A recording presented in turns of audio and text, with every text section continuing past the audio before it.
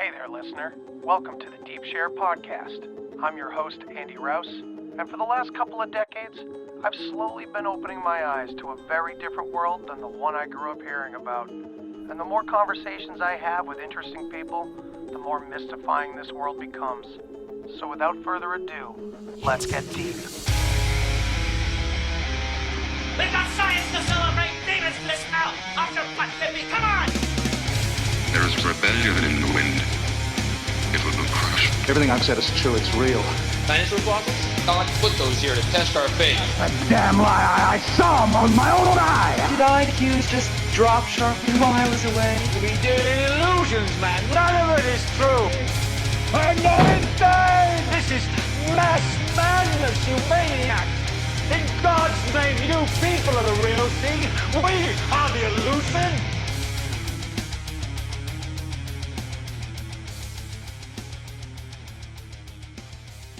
Welcome back to the Deep Share Podcast. Tonight, I am going to hear about a level of synchronicity and coincidence and symbolism in movies and music that I had never, I had a glimpse of it, but I never knew it went to this depth. And I'm really honored to have a buddy of mine from Andreas Xirtus' show, Synctank. We've both been on there a bunch now. David Charles Plate, how's it going, man? Going well. Yeah. How are you doing? Really great to have you here, man. I've been looking into your work as we were talking about beforehand, and there's so much depth to what you've done and what you've taken part in. And I got about it like less than an hour into Everything Predicts 9/11, or the full title is amazing. It's Sorry, Cassandra, I misunderstood. Everything Predicts 9/11. It's just such a hook, man. I love it. But that's the extent right now. I've opened my eyes to this level of synchronicity in film, and now I'm like, this is 7 hours long, and now I'm gonna watch all 7 hours like as soon as I'm done talking to you. So this is pretty amazing stuff. Cool. So context of Sorry, Cassandra, I misunderstood. Everything Predicts 9/11 is a little lengthy, but I can try and consolidate it. So basically, cool. like I had this thing where Joe Alexander, who had done Back to the Future Predicts 9/11, he worked on that while he was playing for the Santa Cruz Warriors. So he played for the Santa Cruz Warriors because he used to play for the Chicago Bulls. He had like a knee injury, I believe. And he ended up playing for Russia. He was born and raised in China. He's not Chinese, but he knows Chinese. Mm-hmm. And before he played for Israel, for Tel Aviv, he basically got a list of places that he could play in the world, and he couldn't play anywhere for the NBA, in the US, but he could play for the Santa Cruz Warriors. And so he was into the whole sync community thing, especially influenced by Jake Kotza, or Kotze, I forget how you say it. I've interviewed him, but I still forget. But he's really a big fan of his work, and you can kind of see that influence in Back to the Future Predicts 9/11. But he contacted me, and he was like, hey, I have these options, but if I go to Santa Cruz, can we produce a film together? I didn't contribute much to his film, though I did see the process. And one thing that did happen while he was working on the film, even though it's like, 11, 12 minutes, whatever, it's a YouTube video. I don't know if you've seen that, Back to the Future Predicts 9/11. Yeah, yes, that's what drove me in. Yeah. Oh, cool. And so basically, he sat in on a study session with me and my rabbi while he was working on that video, where we, this is where it really gets into a long story. I have to consolidate. But basically, there's Andreas has interviewed Leo Zagami. I don't agree with everything Leo Zagami, just to qualify that. I'm not but he has said some things that I have looked into and have checked out, and some of them are pretty extreme. And one of those things, many years ago, what was that, 7, 8 years ago, something, I don't know. Mm-hmm. He had said kind of nonchalantly in I think it was an interview in a car. He was in a car, and somebody was brought up 9/11, and he said 9/11, that's in the Zohar. And it was the Book of Splendor, the two pillars collapsing, and this kind of thing. And so like I was studying the Zohar at the time with an elderly rabbi who I studied with for over a decade. And so when I presented it to him, I didn't present it like, hey, it's 9/11 in the Zohar. I inquired to him, is there any prophecies in the Zohar in the first place? Because from my understanding, it wasn't a prophetic book. It's, it's extremely large. It's multiple volumes, and, you could spend your life, like studying one of those books, and there's plenty to go into endlessly. Like, it's just, it's so much there. Right. And so, I asked my rabbi that, and he said he wasn't aware of any prophecies in the Zohar. And so I did, internet investigation. I found a reference that supposedly spoke to 9/11 in the Zohar. So Leo Zagami wasn't the only person saying this, although very few people were saying this.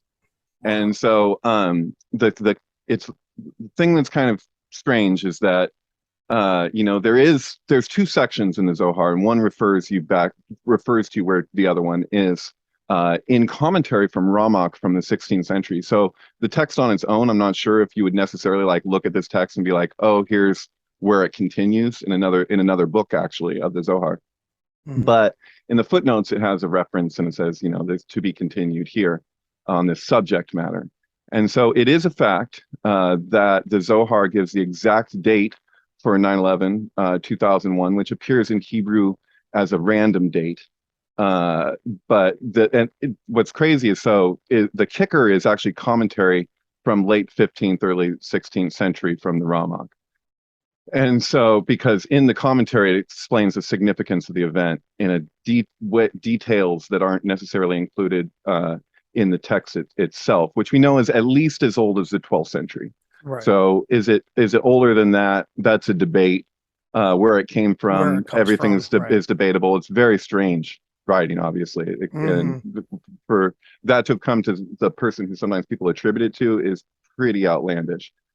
So yeah, no, it's a mysterious text. But anyway, yeah, it's this commentary kind of explains what the significance of these two strongholds are in Rome, but keeping in mind that Rome is basically everywhere but Israel, in the same way that, like, Jamaicans would say Babylon, and Babylon is everything, so this event that it refers to, which the commentary relates to Tisha B'Av for the world. So Tisha B'Av is literally the ninth day of the 11th month in the Hebrew calendar, and it's the day that's attributed to the destruction of the temple.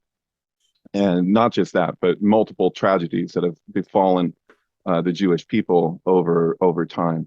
And so 9/11 in the Hebrew calendar is a very significant date. And so, this idea, was something that Jake Coates used to argue. I believe it was Scott Onstott who kind of demonstrated the pillars of Masonry and Yakin and Boaz, and not that Masonry owns those are from Kabbalah, but there's no literal depiction of Yakin and Boaz and the tree of life in the Zohar. It's all described in text. So like that came later. So when people are looking at a depiction of the Kabbalistic tree of life, it's a little misleading, because these are like twisting bodies, and it's all one twist. Actually, they say Kether has two right sides, and it's because you're looking at the helix and the way that things twist into form. Yeah. And so, yeah, and then within the Kabbalistic tree is a fractal in a sense, but it's not a fractal in the same sense as like Mandelbrot set, because Mandelbrot set is like, if you go into any part, you will find the whole. Right. This is more like referencing the way that an organism can have the same dynamic principle expression, but then endless variety within that framework. And so in the same way that you can extrapolate the Platonic solids from the star tetrahedron or just a hexagram, you can, you're relating to it that way, like you can take all of these figures from this single foundational figure. That's actually what constitutes sacred geometry, as opposed to regular. Is your geometry even sacred, bro? Is that a Chelsea Clinton quote? No. But most likely, yeah. Right. So well, that's really, yeah. Go ahead. So yeah. So just tying it back, it's like Joe, he sat in on study sessions where we were going into this, and we were looking at this text, and the things it has to say are really profound. A friend of mine, Amelia Cataldo, has actually helped me type out my longhand, because I have years of translations of the Zohar that I wrote out in journals. And so wow. she's helped me take those journals, and we're, it's still in the process of there's typos and different things here and there, but it's in the works to get that all together, even just for whatever people, because as far as I know, the commentary from Ramak on the Zohar is not transcribed, it's not translated into English in any published work that I'm aware of. So like his book, Pardes Ramonim, Garden of Pomegranates, that is available in an English translation. It's albeit quite expensive, but it exists. This commentary speaking to 9/11, as far as I know, it hasn't been translated into English by anyone else, at least not in any public thing, Yeah, But what a coincidence. right. But what gets really weird about it is that there's these two sections, and the first section is much shorter than the second. And the first section kind of speaks very highly of Israel. It says Israel will act mightily. And although, keeping in mind, Israel didn't become a nation until what, 1946, 47? Excuse my ignorance, somewhere, one of those. That it's not, so we're not talking about, when we're reading it, we're not relating to anything nationalistic. Obviously, we're talking about Israel as a place, and Right. yeah. But I can see how, as I'm reading it, how somebody was to look at this now through like kind of like a Zionist lens or something. They could take it in a certain way. But the second part of the text, which is much longer, it does not speak highly of Israel in the future. This is so. It also there. I believe it's in the commentary. I don't think it's in the text itself. But there's something that's kind of like really defined, where it's making a distinction between a prophecy and a prediction. So it's like, so there's predictions of this day and this time and what its purpose is and all this stuff. But that's not actually the prophecy. The prophecy has to do with something that's happening with consciousness.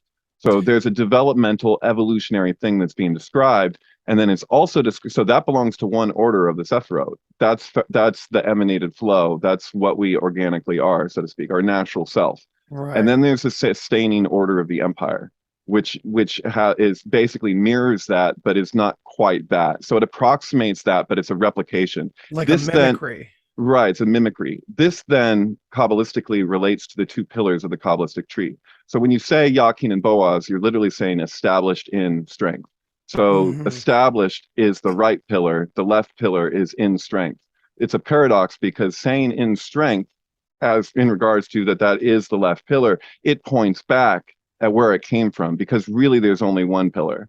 And so it's like an optical delusion of consciousness at this stage of our evolutionary development. That's so like, really amazing. If you don't mind, just real quick, this just, I don't know how random or how synced up this could be, but like a co-host of mine, Dan Unaki Dan, he and I do a show very digging way into history, Bach saga, things like that.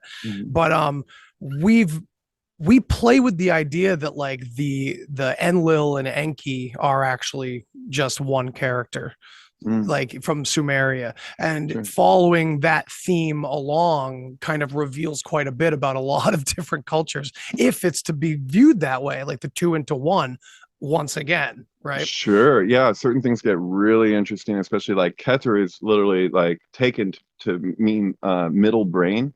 So like if you're talking about like the corpus callosum, or you're talking about the pineal or the pituitary, you have these medial parts of the brain. And so that also suggests, when you're relating to Yakin and Boaz in the lower worlds, you're relating to the two hemispheres of the brain and what's transcendent between them. And so, and then there's this idea of this divide, because you have the split Adam. And when we're talking about that, what are we really discussing? Because it's like, you could go with like the Hedwig kind of idea, like that's not actually it's Plato's Symposium, where it's like we were one, which also comes from Genesis, but it's this idea that God created male and female as one, and then there's this split or whatever. But there's this idea Kabbalistically that you have a split that goes in one dimension and it affects the other dimension, or vice versa. And so you have a spiritual dimension, which is a vertical. This is like, Catholics will do the cross thing, but these are dimensionals. You're saying the spiritual dimension, the physical dimension. Yeah. And so within the Kabbalistic tree, that's conveyed through the different 22 pathways that connect the Sephiroth. And so Sephiroth literally means numeration. So like, and that's the plural. So Sephira, is singular. And so you have this idea of things standing out in form and how things take shape. And so when you're relating to the Kabbalistic tree, there's actually two orders that are existing at the same time. Those also relate not just to the two pillars, but also to the different pathways and the directions that they go. So you have diagonal pathways, you have vertical pathways, and you have horizontal pathways. Mhm. And those relate. Oh, Jesus Christ, flies landing. We found them. Actually, you know what? I got like my housemate has I thought it was a mosquito when I first heard it in my buzzing, but no. Anyway, my housemate has a garden license, a nursery license. Oh, and nice. so we got like all this compost here, and I think that might be having a fly brigade that's really attracted to the That's composter on my our place. problem here too. Like I said before we were recording, man, and when I Yeah. lock myself in a room and try to kill a fly, it's because we're just like living in a garden basically all around our Right. house. So yeah, it's, we're growing our own food, so hell you yeah, know, me it's too, a- man. it comes Congrats. with it. That's Yeah. awesome. Yeah. So you know, so what I'm saying is I guess what happened, just to jump all over the place. Hell 'cause yeah, we're that's what I discussing do. Sorry Cassandra. So it's like with Sorry Cassandra, you know, Joe didn't anticipate that it would be as huge as it was. And Mhm. so we got, you know, millions of views or whatever, and there was some buzz around it.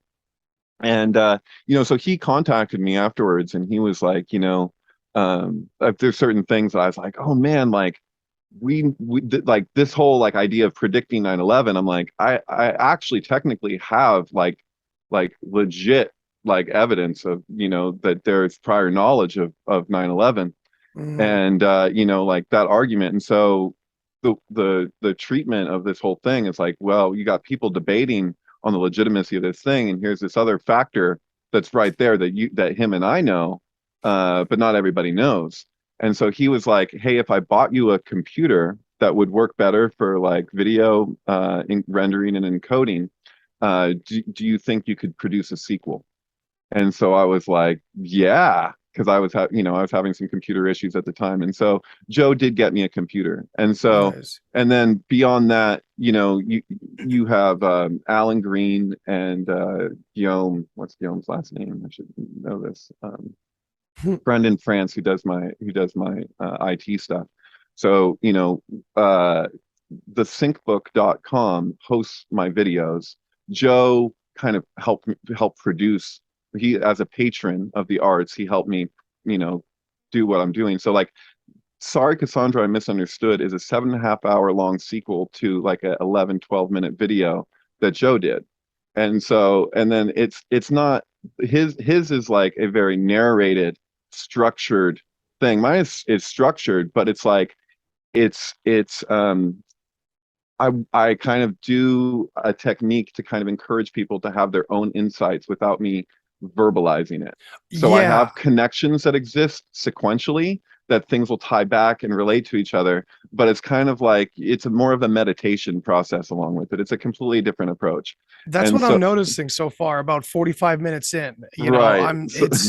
it's awesome though. It really, because at first I was like, well, all right, come on, David, where's the narration, man? I need a little bit of help here. And then I was Right. like, well, wait a minute, just fucking think, man. Start looking. What is Right. connecting in front of my eyes, right? So what happened was I've gone to see The Shining for a midnight movie, and Nice. I ate a bunch of mushrooms first.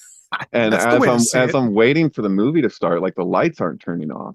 And I'm like, time is going by. And like 10 minutes past the time. I'm like, what is going on? And eventually somebody comes out and they're like, hey, we had some problem with the reel. If you want a free ticket to go see like what was it? Paranormal Activity 2.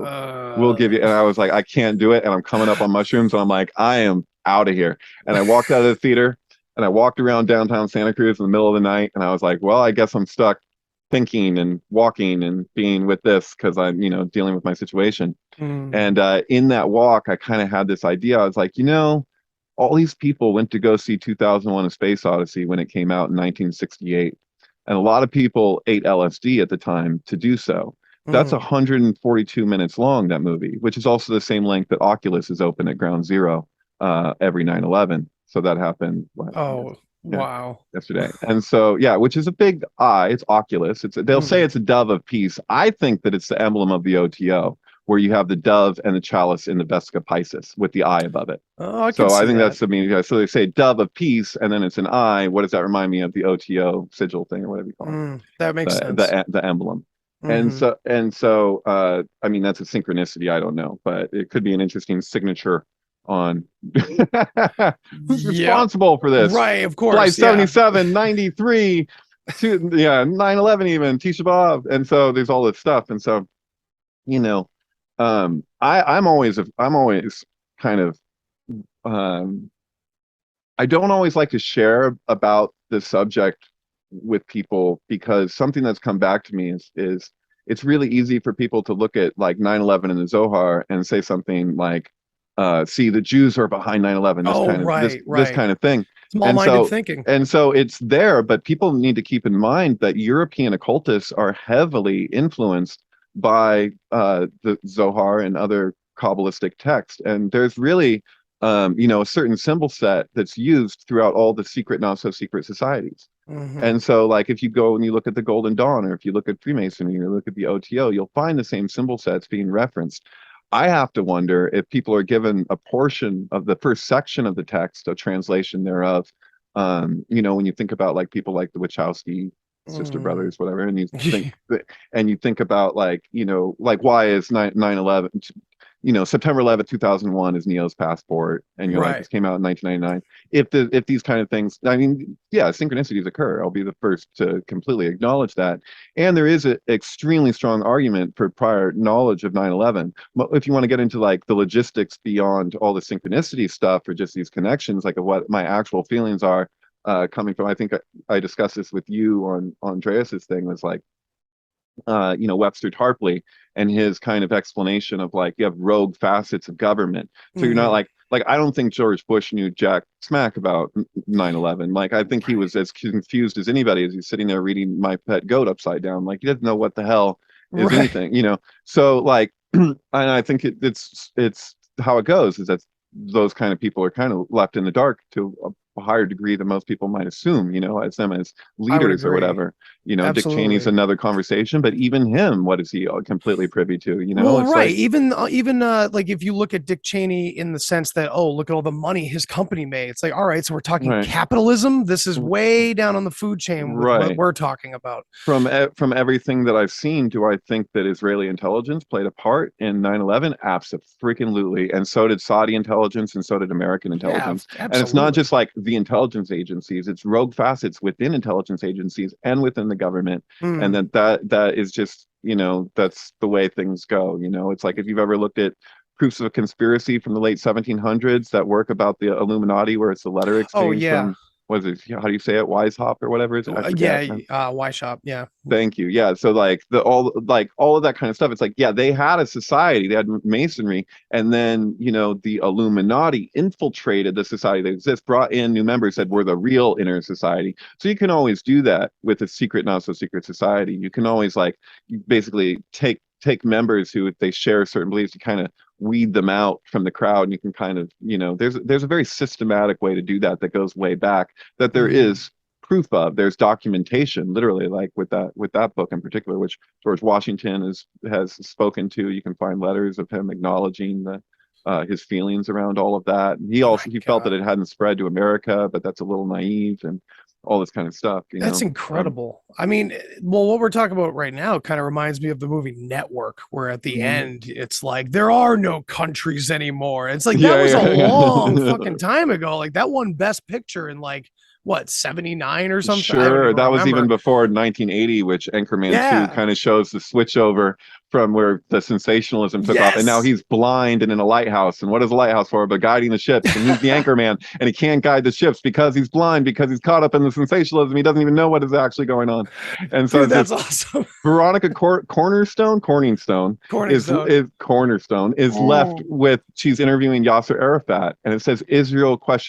Is what she's left hanging with when it cuts over to the police chase. And so you're talking about Network, that's 70s. That's even before that shift happened, So like, they were hip to the transition. And we've even seen more and more of that transition. If you go and watch that 60 Minutes, is that Walter Cronkite, where he's like doing the swine flu vaccine issues and the bait and switch that and the way that they told people they were giving him one thing and actually they're giving another, and you get to watch Mary Tyler Moore like apologizing and feeling like she shouldn't have been involved in what she was a part of and all this kind of stuff. She's like, I didn't know. And like just the vast difference, I guess is what I'm saying. But Right, right. so anyways, just to tie it back, I was walking along Pacific Avenue and it occurred to me, I was like, I love the idea of a film that's made to be the length of a trip, but not only that, like trips go through psychedelic trip goes through these different periods, there's like Yeah. these different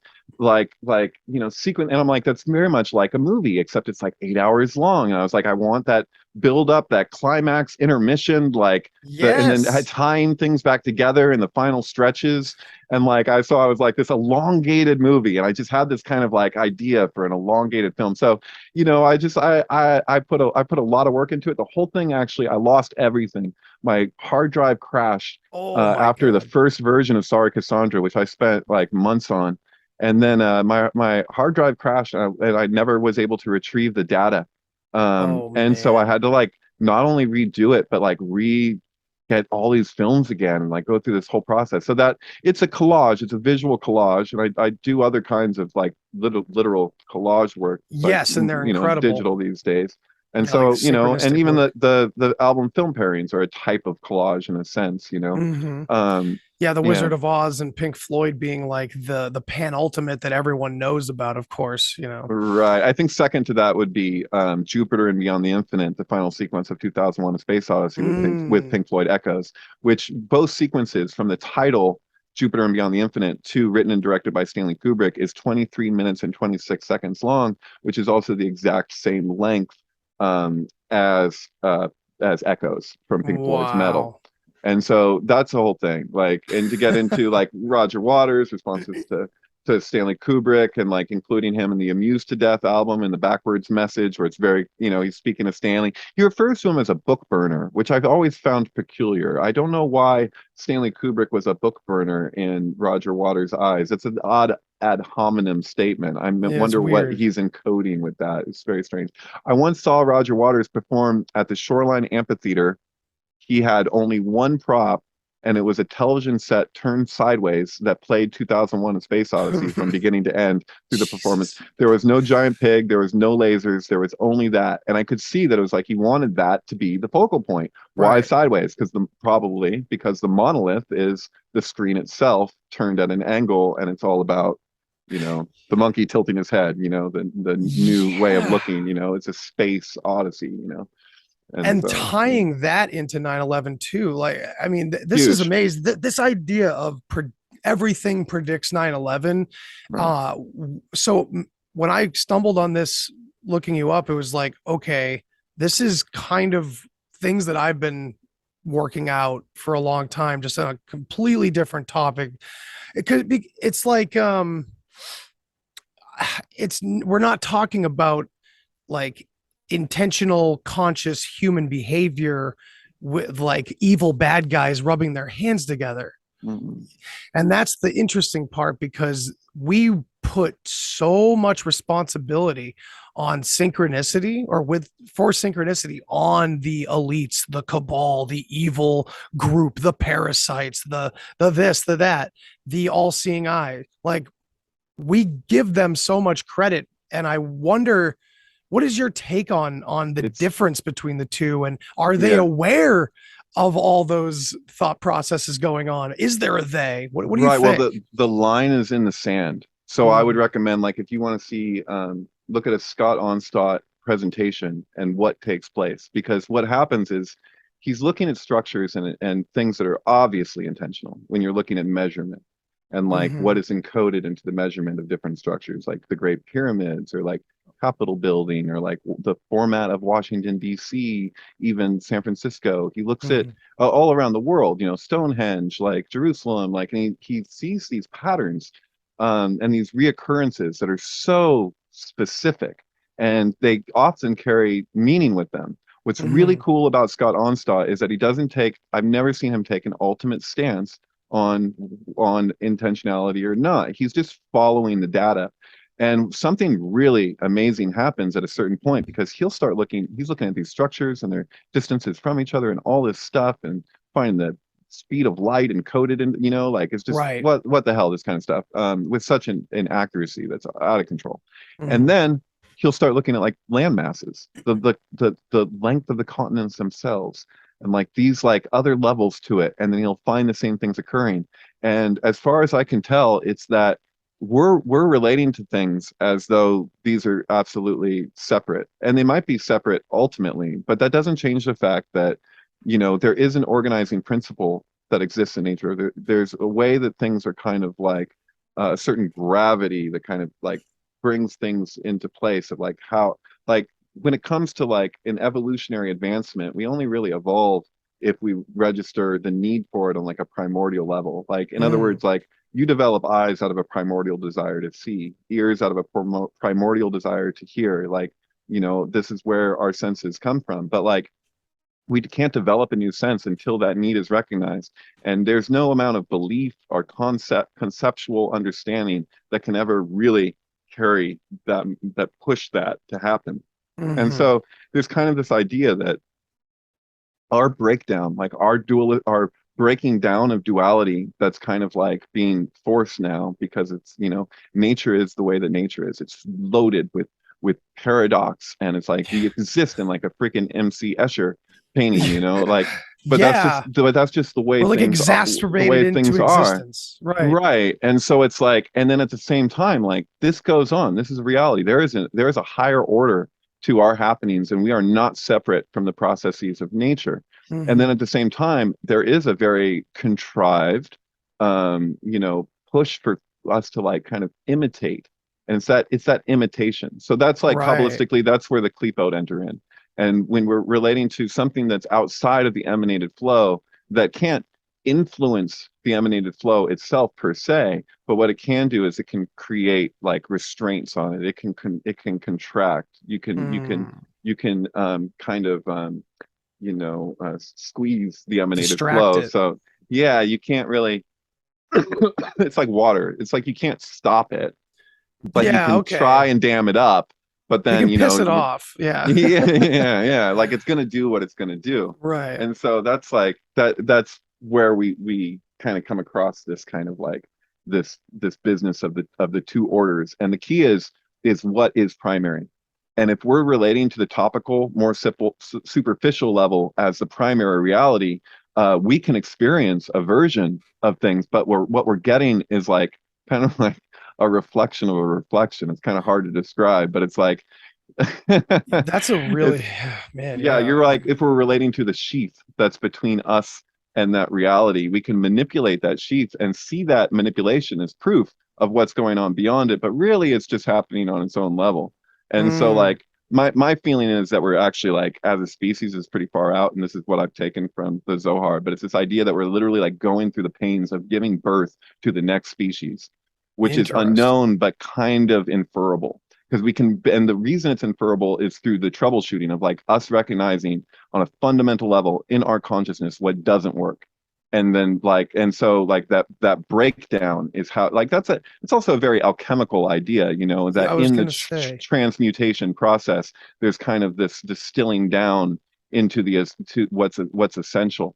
And so like, Mm. and it's not enough. Like you can't fake this. So like when people talk about like, oh, we're all one or this or that, it's like, yeah, that's true. And in the midst of that, it's like we can negate diversity in the name of unifying, and it's just you end up with this homogenized thing, and it's like that's the same crap coming through the back door. Like there's Right. no, in other words, like it's guarded naturally. Like whatever the natural state is like it's guarded by, and it's even like our cells. Like that's the thing you find in psychoanalysis. It's like the way that Dude. our own neuroses, like it works as a guard to something that's like it's unknown. And there's also this idea that like what we're relating to frequently as our problem of the pain body, fight or flight, like the Mm. reptilian brain, like all these things, like that itself is what gets transformed. Like it's not that it's something different. It's like that. I think it sounds hokey, but like it's actually kind of cool now because like Eckhart Tolle, like if you reference Eckhart Tolle like a number of years back, it's like, oh, some crystal hippie crap or Right. whatever. But Yeah. hey, guess what? Eckhart Tolle's canceled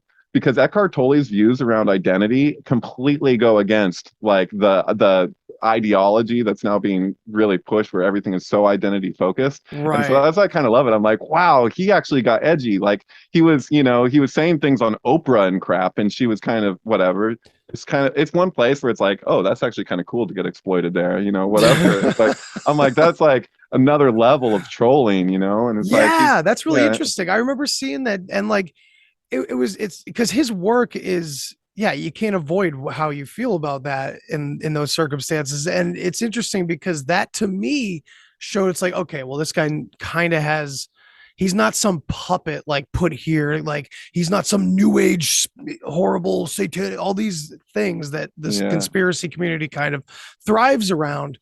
And it's like there's a constant throwing the baby out with the bathwater when it comes to occultism and the Sure. esoteric world. And like you were saying before, the idea that like, oh man, like the occult originally to me is like hidden within. And I've said this on the podcast many times, and I'm thinking you can probably relate that I met the biggest conspirator of all, and he was in here. Sure. And like guarding all the patterns and all the answers to why I do things. And, you know, that I guess I've heard it also explained as like the inner child. Like you can use whatever kind of language you want, but we're really talking about all the same archetypes, right? Right. Yeah, totally. It's pretty wild. Yeah, so this is the most odd. If you're going to name drop somebody, name dropping Eckhart Tolle so twisted. But yeah, I have actually met Eckhart Tolle before, and he is a funny guy. I used to work at a conference center at Mount Madonna Center here in Watsonville, Santa Cruz County. He used to come through there, and I have actually recorded his like seminar things before on cassette tape. It was years ago. Awesome. That's But cool. he's funny as hell. But I guess the point that I was making is he talked about the pain body. And this idea that we're relating to the pain body, that it's something we need to get rid of, like when that arises, like when you're in fight or flight or something like that. And it's actually, those are the most opportune times, like in a fight or flight situation, to have a actual transformation that's not really you just transforming your belief system, but it's actually a direct insight.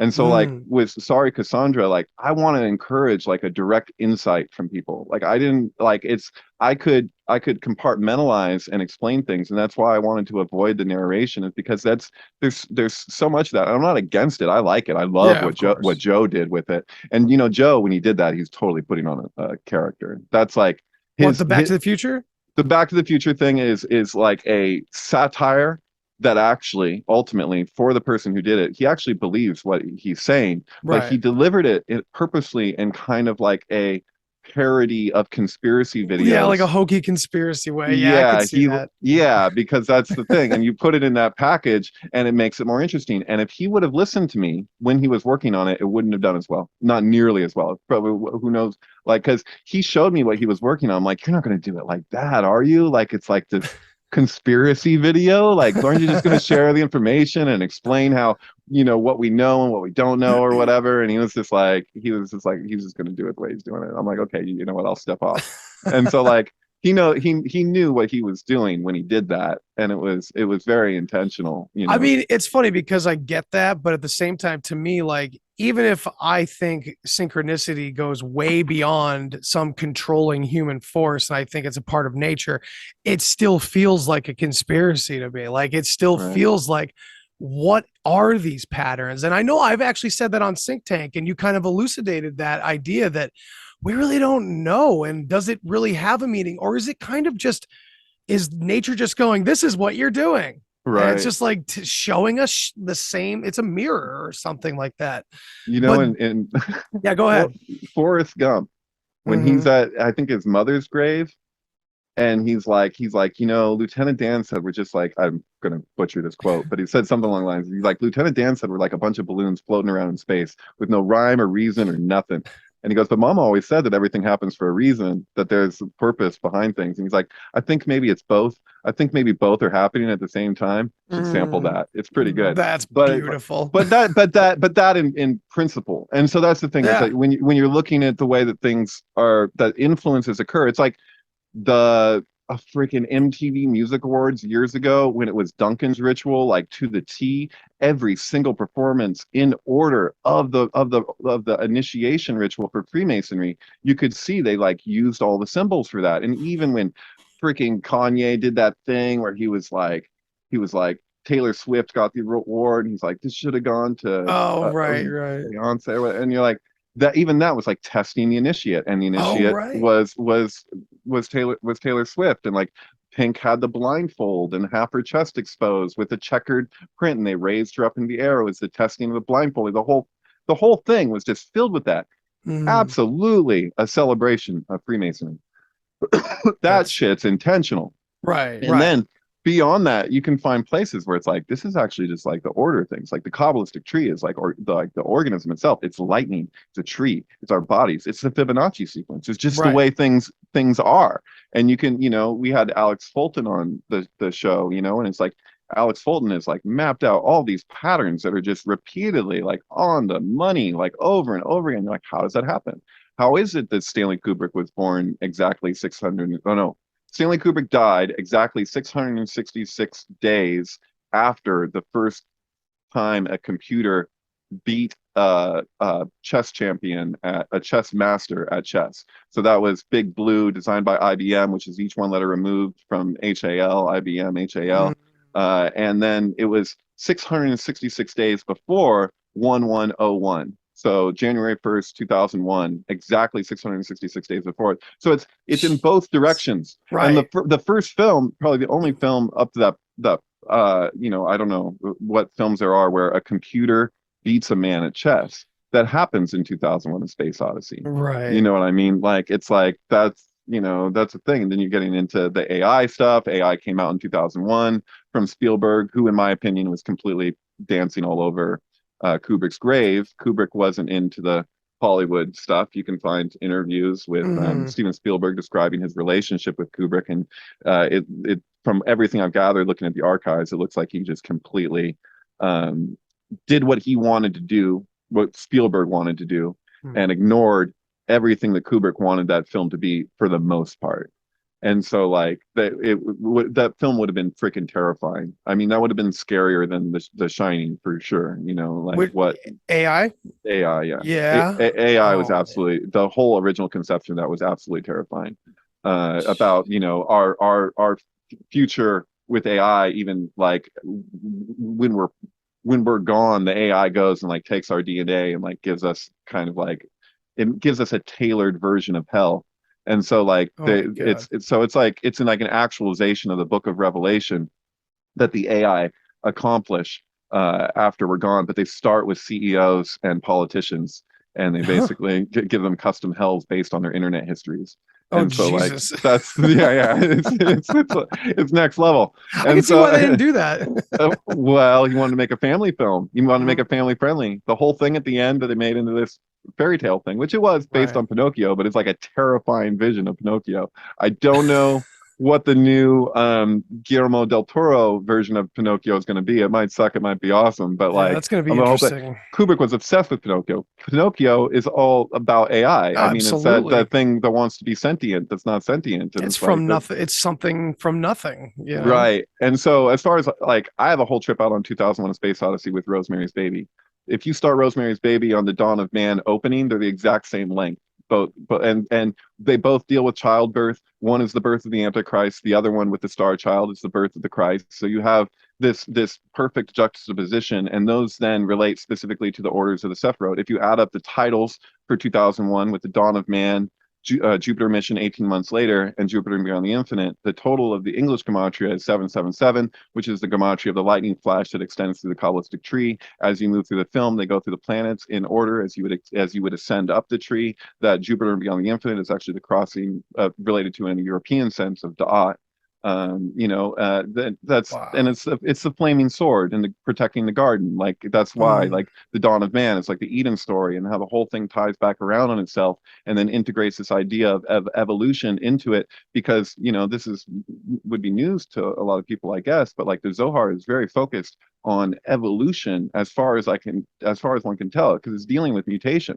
And so it's like the last thing we see affected is the organism itself, because of the nature that true transformation takes place. It starts at the etheric, and the last thing we see get affected is actually the organism or the material, the dense side of it, because the way our perceptual reality works is we're always kind of like looking upon the skin of the snake, so to speak, like while the middle of us is beyond that. It's hard to explain, but it's why No, I Moses like can't that. look on the face of God, like his hands get covered and all he can see is God's back parts, because how can you look upon yourself when you are yourself? I am that I am. So it's always before, which is very relatable to the yoga idea of neti neti, of not this, not this. That it's the path of negation is you don't have to reach a point where you ultimately you don't have to reach a point where you assert what is, if you're negating what isn't that. So it's like in terms of the Wow. self, like so if you Yes. see, yeah. I found myself tripping many times with friends, and we would end up we would call them like endless, like a circus of similes, because we just constantly be like, it's like this, it's like that, and we'd be spouting metaphors and similes for an hour straight trying to describe what we don't even know what we're describing, but it's this thing that we keep dancing around and cannot name. And then, I mean, I guess one could say that it's yourself, but I find that might be only half the story, right? It's like it is this collective, we are all one kind of thing at a higher scale as well. So even that self-indulgent, like we're all God, is kind of, it's paradoxical still. Like you can't put language to it, it seems, right? Right. Well, it's in the infinite variety of form and the particulars of that you follow any thread, you find the whole in every part. Like so it's like this, right? Yeah. So this idea of like when people say we're one and the way they want to treat it, they want that to be actually that we're the same. And it's like, yes, like fundamentally, like you'll experience the emotions, the same emotions that I will. Your experience of love is my experience of love. Your experience of hate is my experience of hate. You'll just experience it at different times and at different degrees and over different things, With but the different thing itself, influences. the elements that compose us are the same. And so like, this seems really like, I don't know, I feel like I'm being Captain Obvious over here. You wouldn't think that you would have to like go here, but it is true that people do this thing where when they want to relate to what it means to be in harmony, that it's actually that we believe the same things, we're on the same page completely. And it's like, not that's different than just like resonance. That's like, no, it's like you need all these variations. And so I feel like that's like a big issue in society in general, is this kind of like demand that in order for us to be able to connect, we have to kind of like be the same beyond the elements, like the world be the echo chamber, right? Yeah, totally. That's what, well, I mean, that goes along with like a new world order kind of idea of just total monotonous cogs in a machine, one way or another. I mean, it's weird too when I think about two ends to this, two very dualistic ideas of how our story has been going. And it seems like there's a very naturalistic side to things, and there's a very new bursting away from the natural, right? And when you take a step back, it's all nature, so it really doesn't matter. But at least to us, there's like this split, it seems. But it really comes back around as one and the same, because if you look at the very extreme old heathen pagan ideas of naturalism and worshiping nature, you are all cogs in a machine in a way. You're all part of a bigger whole. And now we're seeing that come out the other end of this thing in the form of what we see in our contemporary world. So it's like the Matrix, it's tech, it's Terminator, it's every sci-fi robotic thing you could imagine or reference, because that's the world we live in right now. And of course, from a conspiratorial point of view, we can point to a lot of different things, a lot of different entities in society, and what's all congealing together. And we can look at it in an evil way or this or that. But like, I'm just curious what your take on that is. Like, is it just part of the naturalistic process happening, but in a contemporary world? Well, or is it some sort of human influenced, evil, egoic kind of group that wants to fucking enslave everybody? What do you think? I think that the ancient ritual of the scapegoat is something that we do all the time, unconsciously. And that this is why, like, when Kubrick gave the head of Warner Brothers in the 1970s an unabridged edition, it's a set of volumes of The Golden Bough, and bugged him every week for a year about reading it. And eventually the executive said, Kubrick, I don't have time for mythology. And Kubrick responded, this isn't mythology, this is your life. I think the reason why he said that is because it is exactly that. That when we look at anthropology, not like Margaret Mead anthropology so much, but like the Cambridge, Fraser and anthropology of old, we can find specific examples of things that we just do unconsciously. And a lot of those things that we do are also like the very things that are kind of we're manipulated by because of these kind of innate tendencies. So like, and it happens unconsciously, and I think that it gets directed through a kind of Bernaysian PR. So like basically like when they know people's kind of subconscious motivations that sometimes people themselves aren't completely aware of, they can kind of direct our consciousness in a certain way to achieve certain results. And so that's where we get engineered consent, which is the name of a book that Bernays published. I believe it was perhaps his last book. I think his first book was called Propaganda. Right. And then he had to coin another term because propaganda had gotten such a bad rap with the Nazis. So I think I do believe that that absolutely goes on. And also I happen to feel that the entertainment industry, so-called entertainment industry, that it works as a sort of protective sheath for people who actually determine policy and influence our lives directly. And that the arts are basically used as a cover for that, so that as long as we're scapegoating and hanging out to dry, people that are doing some lesser version of what actually goes on with people that affect our lives in not just like, a media type of way necessarily, but like in like really significant ways that actually affect our freedoms and, our very beings, because like, if you listen to like, Wes Craven or somebody talk about his rationalization for horror and the way he relates to it, you'll find he's going to talk a lot about psychoanalysis and people's neuroses and means to reflect upon ourselves. And he's a lot of those people that make those kind of things. One might be surprised. Ari Aster, a more contemporary director, very young, producing really heavy hitting things, Midsommar and this kind of stuff. And you listen to what they have to say about their art, if they explain their art, and it makes sense what they're doing. But like I'm also of the feeling that like that sensationalism kind of imbues art. And it's like once something is, it's like that's just what it is. So it's hard to say. So it's like it's like Sam Mendes saying, I wish, I didn't have Kevin Spacey in American Beauty because now that it's come out, he's done what he's done.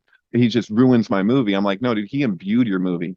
Just like, and it doesn't, Yeah, it's dude, like, seriously. like, because if you just look at it like objectively, like, so, and it doesn't mean that it's a good thing. It's a terrible thing. No, right, But right. at the same time, that's artistically speaking, that's the truth of the matter, And so like I have different feelings around what constitutes art than some people who I talk to, and it's fine. It's just the way it is. But like my feeling is like one of the major things in my view of what constitutes art is very much like subversiveness.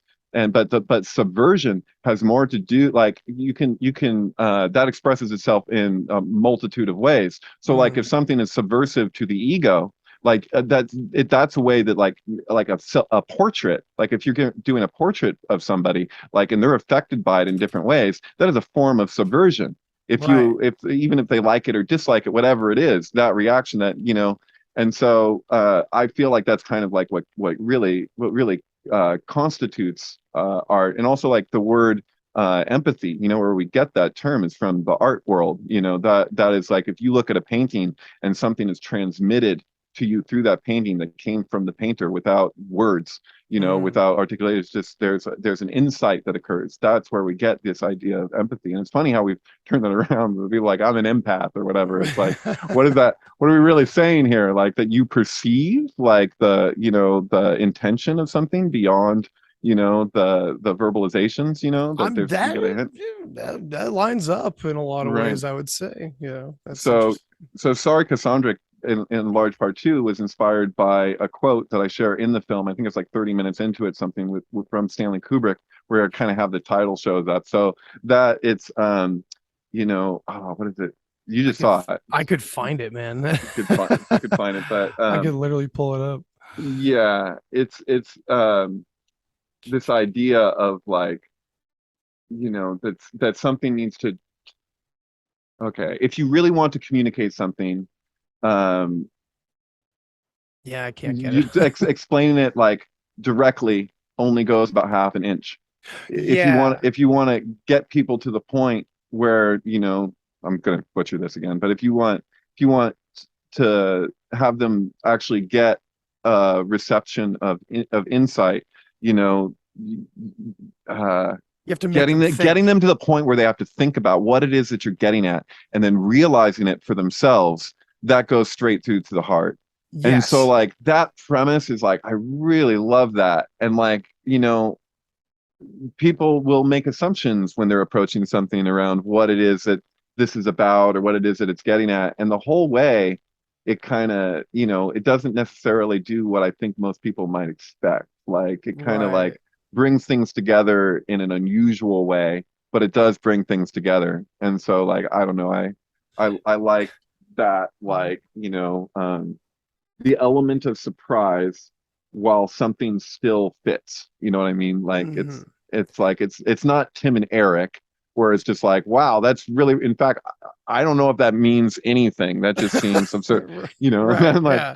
I'm not the hugest Tim and Eric fan, but one thing I will say is I like what it feels like to me is it's very similar to that show that Andy Kaufman wanted to do that he never Mm. got to actually do. That's what that reminds me of, Very like just extremely self-aware comedy. I Right. mean, So it's and like yeah. random, but how random, as William S. Burroughs would say. Exactly. Yeah, that's a good point. So what Yeah. are some more examples of like everything predicting 9/11? We have like the Zohar, we've got Back to the Future. That blew me away when I first originally saw that Mhm. little film and everything. Yeah. And there's so much more. It's like when you say everything predicts it, what do you really mean by that?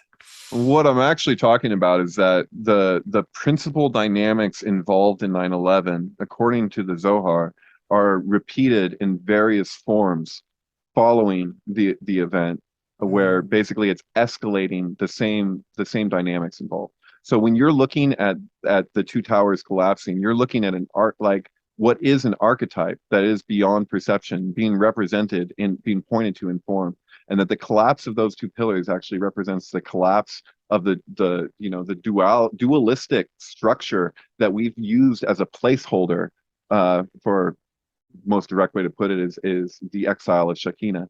So like Mhm. as long as that aspect of Yud Hey Vav Hey is pushed to the bottom of the social structure, that there will be a placeholder that kind of mimics it. And so that's like Crowley really just goes all the way with articulating this. And like Crowley's tarot, like the Thoth deck, like that that is like a very it's extremely honest about like this what it is that we've propped up. So like what stands not as what's pointed to in the purest form of like what those arcana are made to represent, but it's Mhm. literally like what is our tendency as like in like culturally, like what is our where do we gravitate? And the idea is that we gravitate towards the left in with the aspiration, unconscious or otherwise, to conquer the right. So like Mhm. implicitly, it's so this relates to Zohar. Like it's very rare that I ever meet anybody that is relatively studied in traditional Kabbalah while also being relatively well studied in European mysticism. And Mhm. so like, and that goes for like the OTO as well. So like if somebody's like familiar with traditional Kabbalah and then approaches what we see from the OTO and the Golden Dawn, a lot of information comes out of that you wouldn't otherwise get if you went to either well on its own. You know what I mean? Mhm. Like you're taking water from these two different wells and you're not necessarily like, combining them to see how they actually correlate. And Right. so like, there's very significant points. So when Crowley has his strength card, or like what is lust for him in the Lady Frida Harris deck, is that, like that's Oz.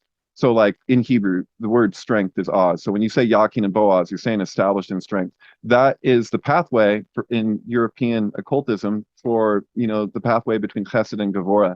And so that is literally the upper part of the two pillars, so to speak.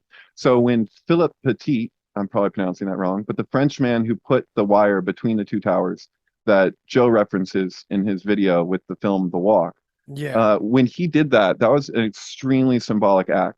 And what makes it even more significant is the fact that apparently the symbolism wasn't where he was just doing what he was doing.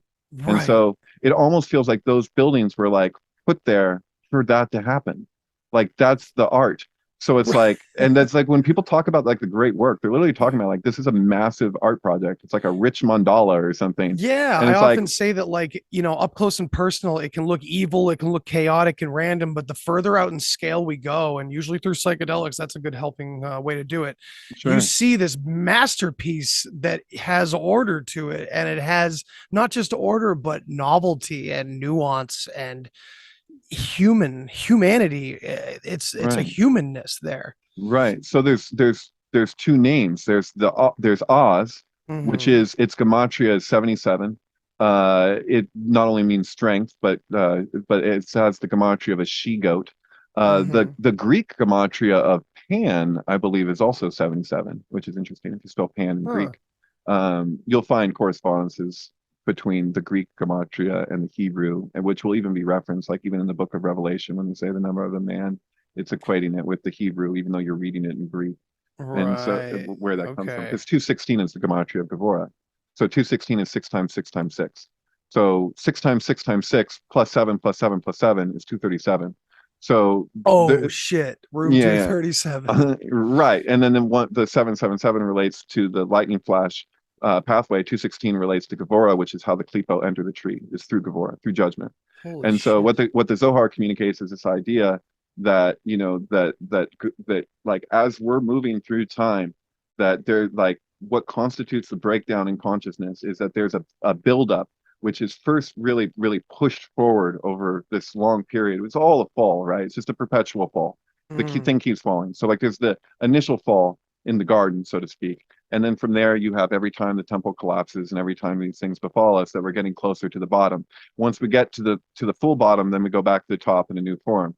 So like even Christians will have this idea, even fundamentalist Christians, and it sometimes gets translated as kind of a rationalization for like, let's use up the reserves. What does it matter? Everything goes back in a new form. And so it's like this mm, kind of idea. So there's a distinction between like, you know, looking at the thing in an insightful way versus like rationalization for whatever it is that you're doing, right. and there's a bit of a paradox there. It's like in the Matrix when they know that this is the prophecy, but we still have to e- exercise our free will, even though we know like it's there, it doesn't It's the quite. paradox. Yeah, it's a total paradox. Yeah, everything is paradoxical. That's just the way it is. It's freaking crazy, but Yeah. and it's hard for us to accept because we want there to be this one side that's the final word. But the thing twists, and even the two sides of the Kabbalistic tree are actually one twisting thing. So it's like Mm. it's all kind of this optical delusion of consciousness. So we really should not be looking at, like, I mean, I've seen a lot of people that are very good with symbolism. I mean, of course it's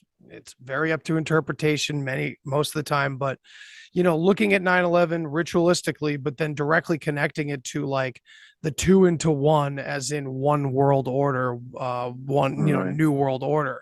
right. And I see that, but I mean, me and my psychedelic mind always felt like that was too small. That's too Right. nationalistic. That's too 20th century, man. Well, the idea It- is that it you gets know? enshrouded.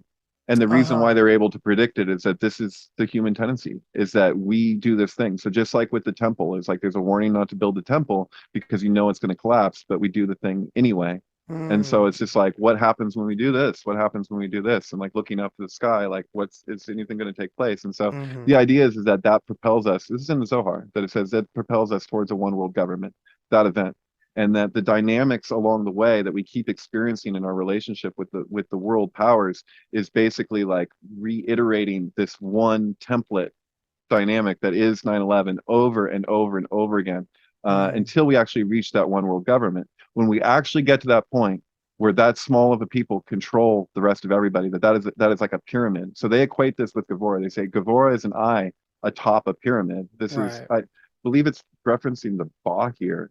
And so I found a reference in the Zohar referencing the Ba here. It related to Gevora as a red eye. And then it had this idea that, that Chesed is literally like the base of this pyramid.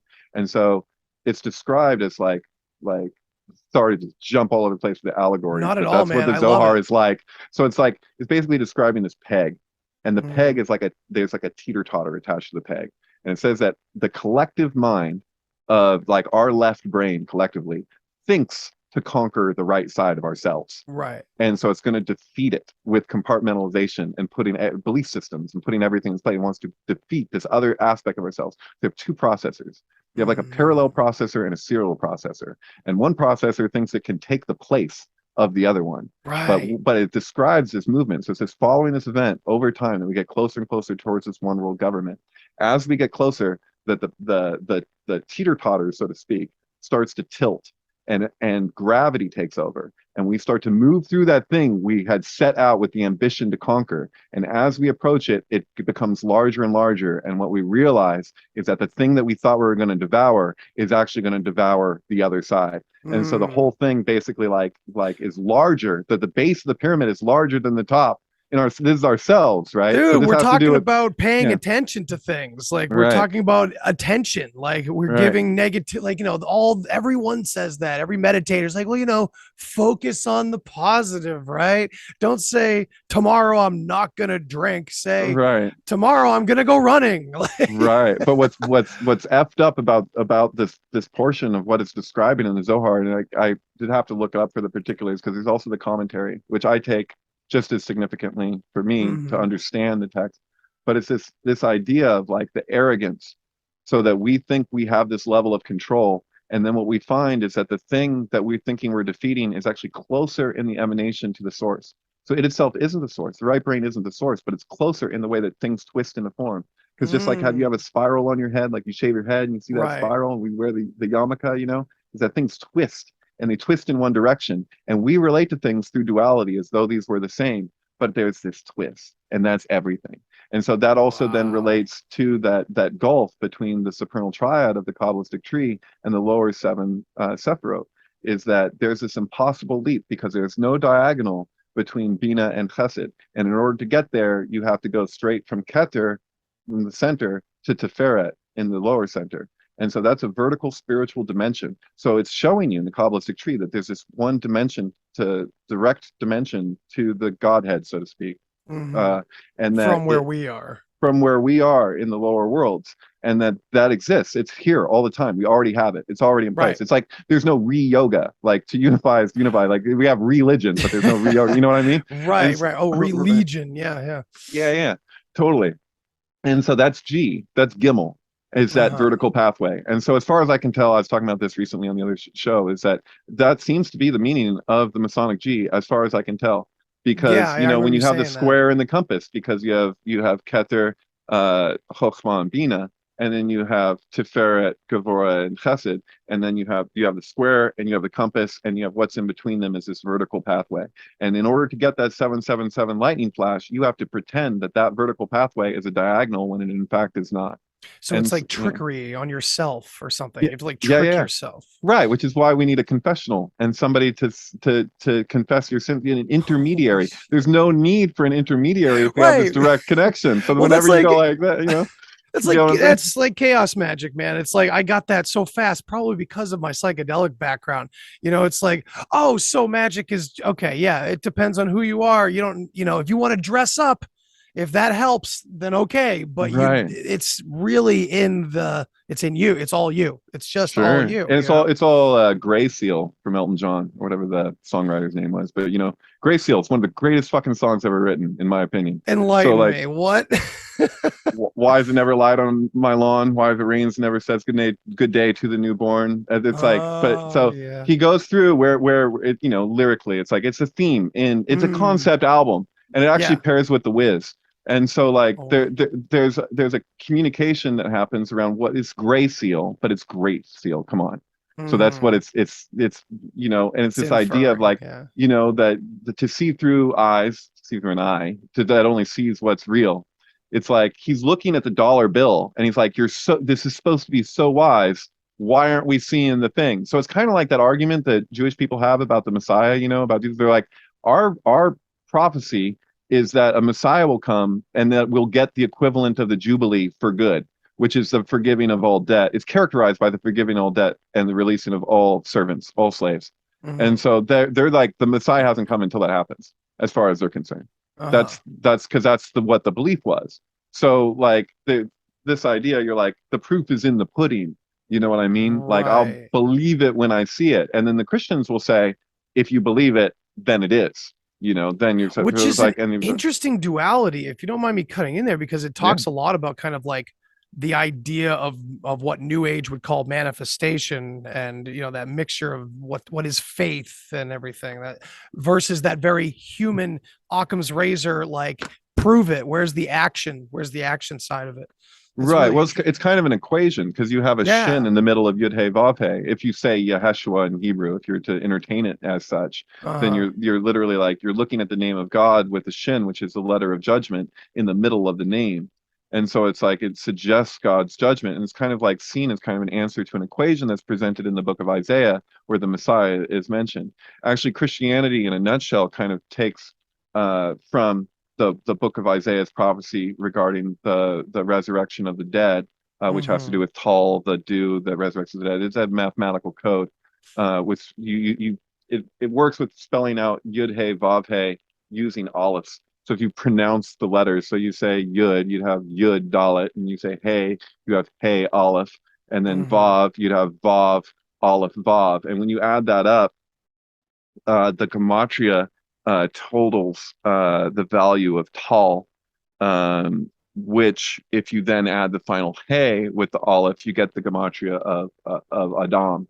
And so the idea is that this is how you know, so this is the dew that awakens the dead in the book of Mm-hmm. Isaiah. So they're like this what is it? You could relate it to like manna. Manna literally means what is it? It's a question. So whatever they were eating, we don't know what it was. It's you know, so Wow. it's this mysterious thing, and so like that it's crazy, but this then relates to that documentary, not the documentary itself, but what the documentary was about that guy who has dead resurrect dead on Jupiter.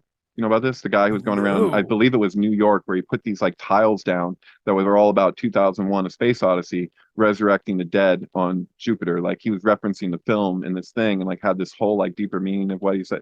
Whoa. It's yeah, it's crazy shit. But yeah, and it all like so tying back, like I like I all don't. the things I want to communicate. It's like I know, right? the yeah, so the scapegoat thing is all implicit with 9/11 as well. Like this tendency of ours to want to look for the scapegoat. And there was a lot of opportunism that went around with that, where it's just like who's to blame?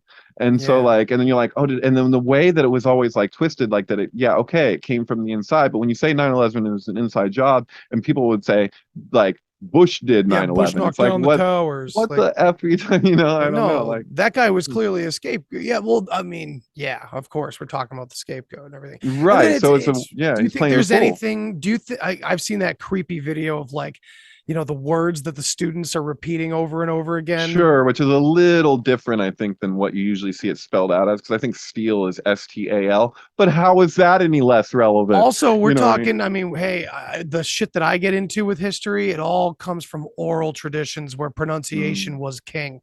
You know, it's all, mm. the phonetic was important anyway. So the spelling was kind of out Right. the window. What I take from that is that rhythmical, like not just rhythmical, but Mm, the way that they hit and the way that they're doing that whole thing, it's not just that it's programming, it's that it's indicative of how uh basically how removed our education system is from any kind of like anything that is truly creative. So mhm. like it's like at the sacrifice of everything. It's just that they learn this. And it's Right. like there's no like that's just the it's just the epitome of what's wrong with children, the way that they're taught to learn Mhm. to read and to relate to language and all this stuff. It was like militaristic. It was like a Absolutely. militaristic format. And like to have that be what was going on at that moment, it's like that should just draw attention to that. But I think that there's like cognitive dissonance there beyond it Is saying kite hit plane steel, whatever. It's like, yeah, dude, like look at this. And the story itself of what my pet goat is. Remember, she goat is the gematria of right. Oz. So it's like, and then so this is crazy, but I love it. so Crazier the so better. so there's Oz and there's on. On Okay. is so I believe it's just Iron Nun. I'd have to check, but if you go onto Wikipedia and you look up Jobalon, Uh-huh. Jobalon is the Masonic Trinity, right? So did we discuss this? Have we discussed this with you? No, but I've heard of that word before. But go Right. So ahead. the first time I ever heard this word was from, oh man, it was from this guy who used to sell paintings, giant paintings for like insides of skyscrapers Nice. In New York and LA. And he married this woman, and the night that they got married, she told him that she's going to take him for everything he had. And he's like, I thought we were in love. And she's like, I'm not in love with you. This is what I'm doing. And Well, so he let her have it all. He let her keep the houses, he let her keep everything. He left in his vehicle, decided to become homeless. And this is years later that I met him. And his father, I completely believe this guy. I could go on the details. And obviously, if I'm sharing this to you and then anyone listening, it's like three people removed or whatever. But yeah, this yeah. guy years ago told me a bunch of stuff, and every little part of what he told me came up repeatedly through my life later. So this is long before that documentary existed called JFK 2, where they basically attach George Sr. to the assassination Right. and all this stuff. So this guy told me that his father was high up CIA, and that he on his deathbed he was given a special piece of property to basically go through hospice at in Big Sur, California, overlooking the ocean. He said he visited his father in this really fancy place that the government let him die in.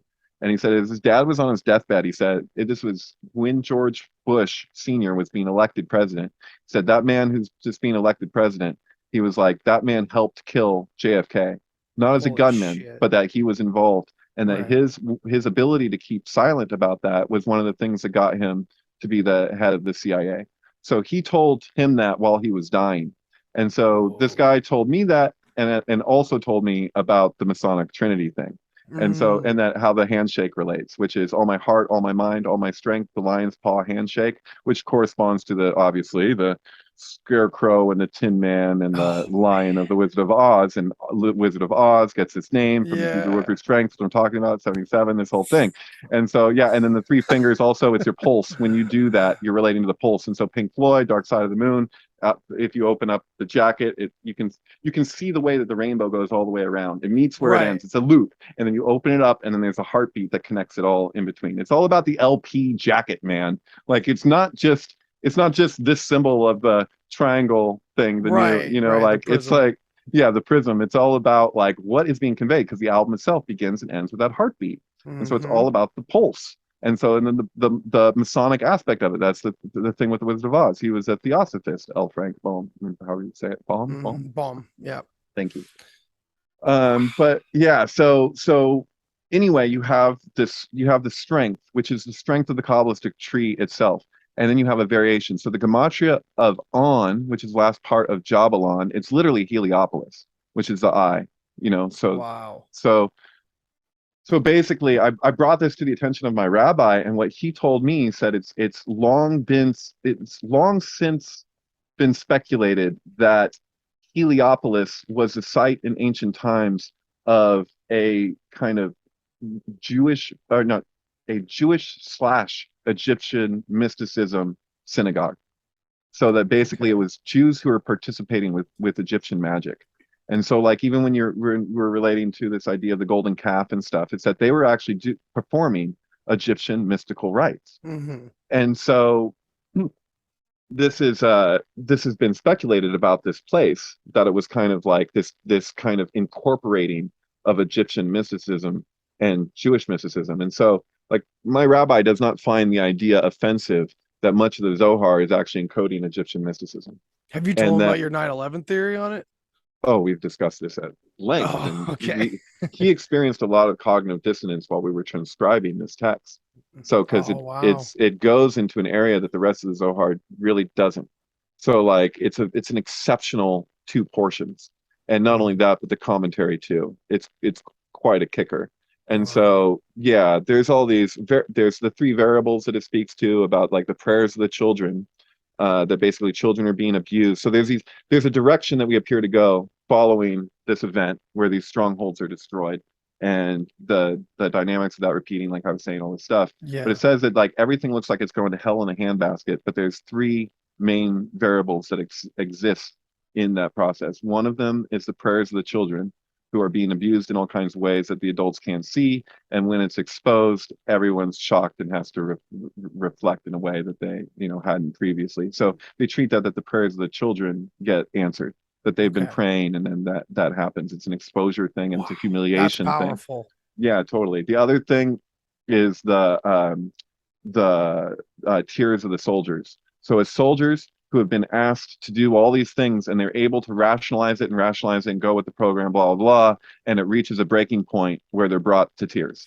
So, and then the way that they describe that feels like it was probably inspirational to Freud, although this kind of language appears elsewhere in the Zohar. I believe that Freud was heavily influenced by the Zohar, but could never say so because of being in Vienna at the time that he was and what was all happening in that society. They couldn't do that, whereas Jung could speak more freely, and that was part of their thing, part of their real conflict that we can't even be exposed to because they couldn't even discuss it amongst themselves completely. But anyway, yes, this idea that the external armor that the soldiers wear is a be redundant, but is an externalization of an internal armor that's like character armor, that's basically ego. And so it's a shell that they have internally, and then they put on the guard because they're all guarded, and that things reach a point where they can't, that inner armor gets penetrated. So they're like, this armor can get penetrated, you could die, whatever could happen. But once that armor gets penetrated on a deep enough level and it's collective, then something else takes over with that there's a transformation that takes place, and we're brought to it by just how far we go. Yeah. And so, and then it's like a bottleneck effect, or I don't know what to call it. But and then there's like the young scholars. So that's the 3rd variable, is that the children end up advancing in ways that the adults can't keep up with and can't understand.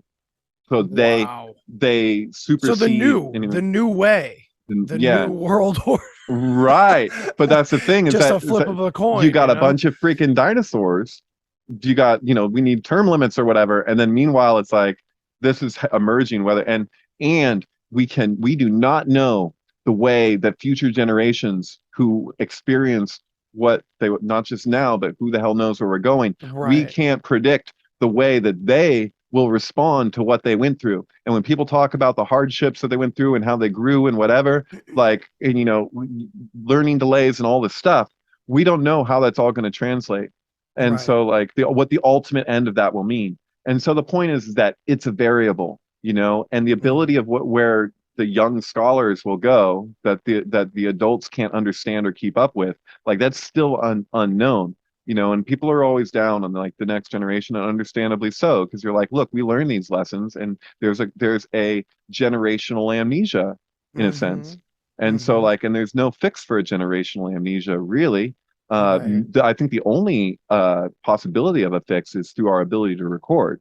That all through time we've never been able to record. It's like that paintings or it didn't happen thing. So it's like we're actually getting to a place where we can record. You can also manipulate recording. So there's another mix in the, it's like it's all this stuff is all happening at once. Right. But it's like, we've never even been here before. Like we don't even know like what that could really mean. I find it really funny that a lot of people who are like down with the cancel culture thing, if they really feel like we need to get rid of, say, Speedy Gonzalez. Right. You're not Mexican, or you're not Latina, but you want to get rid of Speedy Gonzalez. It's like the reason why what you know about race and all this stuff is because we've been able to record the past, and you can look at songs of the South, and you can approach it from an enlightened perspective because of all the things that we've evolved to know. And so people that want to get rid of the recordings because they're offensive may fail to realize that the reason why we are as enlightened as we are is because we've had exposure Two, all these recordings and an ability to reflect upon it and how much we've grown. And so, Absolutely. like, why would you want to erase the thing? They're like, okay, now, so that people Right. can't see what it was. It's just so Right. counterintuitive. It's like, And it's like, yeah, what are we hiding here? right. We're And only are we hiding from ourselves. hiding, we covering our tracks, or are we hiding? A lot of times to me, the elites or whatever you want to call it, the ones in the know are just mostly hiding or guided by what's already happening in the universe. And they're Right. just like onto it. Like the Egyptians, I talked about this on like episode 4. I'm on like 80 or something now. With like the Egyptians building in sacred geometry. It's like, Right. okay, well, they got clued in that the universe is built this way. So go with the flow. So it's like, if anything's being hidden, it's just something that no one's in control of. It's just you figure out how to go with it or something like that. I don't know. Maybe it's like if you can't beat it, join it. I don't Right. know. I It believe sounds a little dark. I believe it was Manly P. Hall who said that had if these pyramids were not still standing, most people wouldn't believe it that they Right. It was ever him. stood. Yeah. But they're there, and so we got to deal with that because Right. they're there. And so they're also in relationship to the stars and all this stuff, but then they're also in relationship to the stars of the future coordination, like that kind of stuff with the Sphinx. That's one of Graham That's Hancock's big deals. nuts. Yeah, Yeah. yeah. So they're like able to see what would happen with Leo in the future because they could anticipate and like all this kind of stuff. It just gets really bizarre. But also like, It yeah, shows people this talk about, 9/11 oh, you thing. didn't have these like these distractions, and it's like people were look at the stars or whatever. I'll tell you what, I don't know the elevation or whatever in Egypt or whatever, but I was in the Himalayas at one point, and there was a clear night where I was like, I was at a, one of the lesser mountaintops, but the mountaintops are insane. Yeah, And so, but yeah. I was at a mountaintop above a motel in the middle of freaking nowhere on the top of a mountain, and I could look in all directions, and it was like you could see the Milky Way like completely, and there was shooting stars in different directions every few seconds. Yeah, It's like dude. that all the time, and I was like, oh my It's God, like I alive. thought I knew what the night sky was, and I like had to completely reevaluate, and then I'd think about it, I'm like, wow, people coming up here for meditation, all this stuff. This is what Mm. people have been experiencing forever. It's like to experience to be in space and you can see the different like what you're in the midst of. Like it's like a whole other thing, man. Fellow Yeah. mountaineer. That's awesome, man. That's really cool. Yeah, I have experienced vertigo for the first and only time under a sky like that on the top of a mountain before, man. And it was at the time it was the tallest mountain I had ever climbed. And it was, yeah, I had absolute vertigo and had to go lay down in my tent because of Yeah. how starstruck I Yeah. was. There was a road. I didn't actually climb the mountain per se. I did climb a few ridges within the mountain once I got up there. Fair But enough. like The Himalayas, for that Christ's was sake. it's talking you're talking the Himalayas, so that road was freaking like there would be long portions where there's no railing and I would see cars and trees along the side and you look Dude, off the it's like side, the you can't see the bodies. edge of the road and you have to honk every time you go around a corner because there's like trucks and vehicles coming the other way, but there's like no line. They just honk to let each other know and they're like that. God, Yeah, you have to trees, yeah. like, so cars and trees, it's like the bodies on Everest. You're just like driving past it like that could be Yeah. me. Yeah, no one's going out to get those people. There's no emergency crews. They're just gone. Yeah. Plus in the Himalayas, you're starting like when you're driving on the roads, you're starting at like 7, 8, 9,000 feet above sea level anyway. So Oh my it's God. Yeah, pretty yeah. intense, man. Yeah, but That's it, but cool. but anyway, man, like when it comes to these ancient structures, yeah, they're just Mm. the cognitive dissonance is inevitable. Also, the thing that when you're dealing with a lot of the numbers of the ratio of the Great Pyramid of Giza and all this kind of stuff, Yeah, it's like how it you'll expresses the northern hemisphere of the yeah, earth and stuff I like can't that. recommend Scott Onstott's work enough in that capacity. And so like I'm gonna have he'll to sit look that up because I've only seen it was a great documentary, but it was kind of dated. It was about Egypt. It was like magical Egypt or something like that. No, it yeah, wasn't this is magical. it's secrets in The plain sight. revelations of the pyramids. That's what I saw. But go Yeah, ahead, sir. he gave a speech at the Olympia Sync Summit a few years ago, Hmm. and he doesn't have legs, and he doesn't have a right arm, Hmm. and he has like metal there, and like I went for a long walk with him. He walked with me, but he's got no legs, and he's produced these great videos, Secrets in Plain Sight, and I touched his feet like he was like a guru, and then Alan Green was like, he has no feet, right? And I was like, yeah, I know. But like, he's just brilliant. And the thing is like he'll say like, I'll tell you this bit of information here, and your right brain gets it.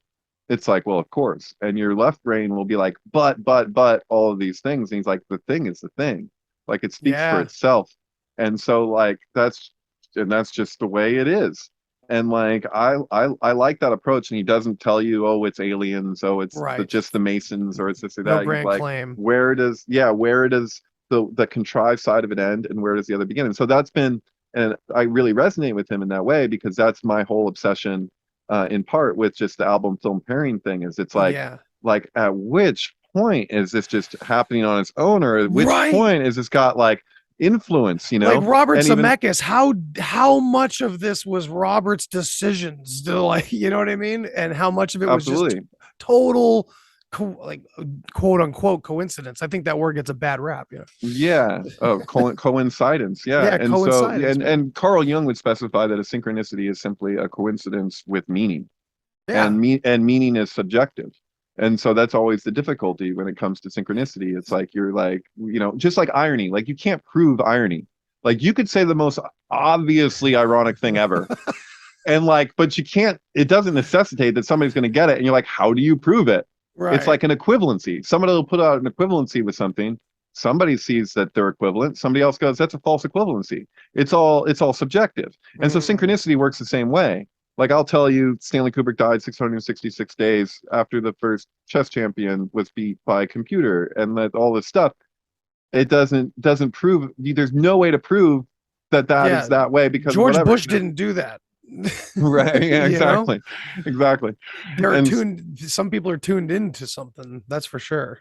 Right. And so, I look for patterns, and I want to be able to document patterns. Like it's like the proof. So like my thing with the album film pairing stuff is, it's like, there's that story of El Dorado, where it's like they go to bring back the gold, but it's like turned to dirt when they come to the other side. It's like when you have a dream and you're holding on to an object, and you like wake up and then you're like, oh, where'd the object go? Right. It's like, I like those album film pairings, because it's like I'll find a synchronicity and I can document it. I can show it. I can share it. People can watch it and assess it. And it's very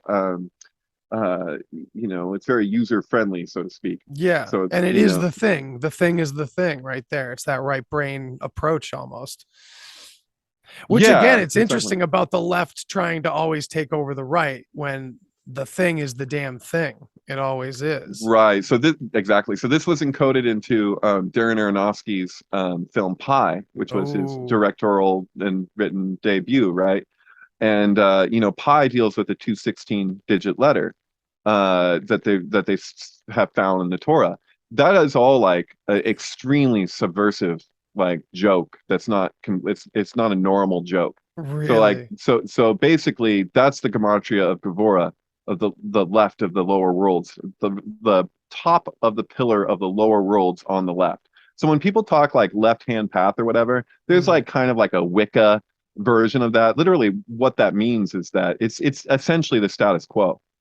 So like your orientation, gravitation towards the left deals with our inclination as like, influence from the Klipo.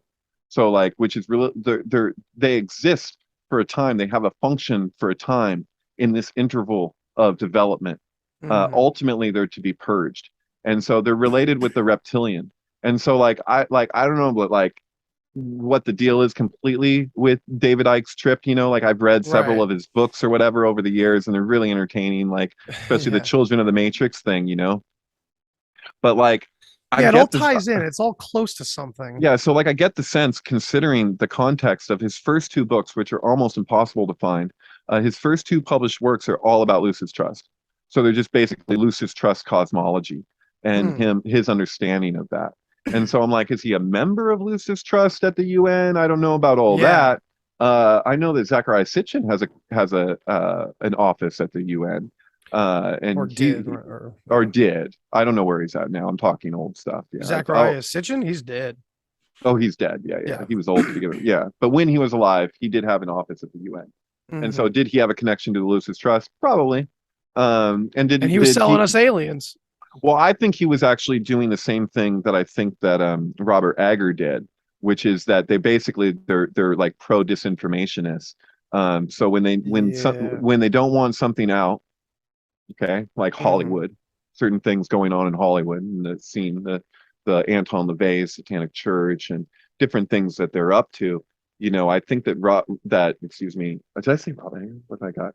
Eggers, are you talking? Kenneth Anger? Oh, I say Kenneth Kenneth Anger. Did I say No, Rob okay. Agger? Am I fucking up? Yeah, you Okay. said Rob Agger. Sorry. Apologies to Rob Agger. I like Rob Agger. No offense to him. But and I Kenneth actually Anger. like Kenneth Anger's films in a way too. You know, they're what they are. But like, you know, he's OTO or whatever, you know, but like Hollywood Babylon, as far as I could tell, is like a full on like disinformation campaign that likely included things that were true and included those things along with outlandish rumors, so that if any of those things got referenced, you could write them off as a Kenneth Anger rumor.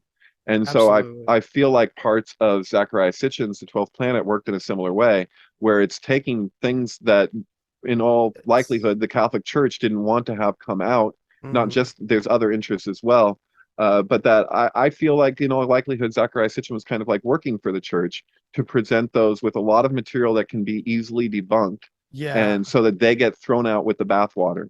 Are you suggesting like in the sense that's like the ancient alien path specifically, like take it away from the fact that there's much older cultures going on here? I'm saying that I actually feel that there's some mysterious aspects to the ancient Sumerian text. Me call it too.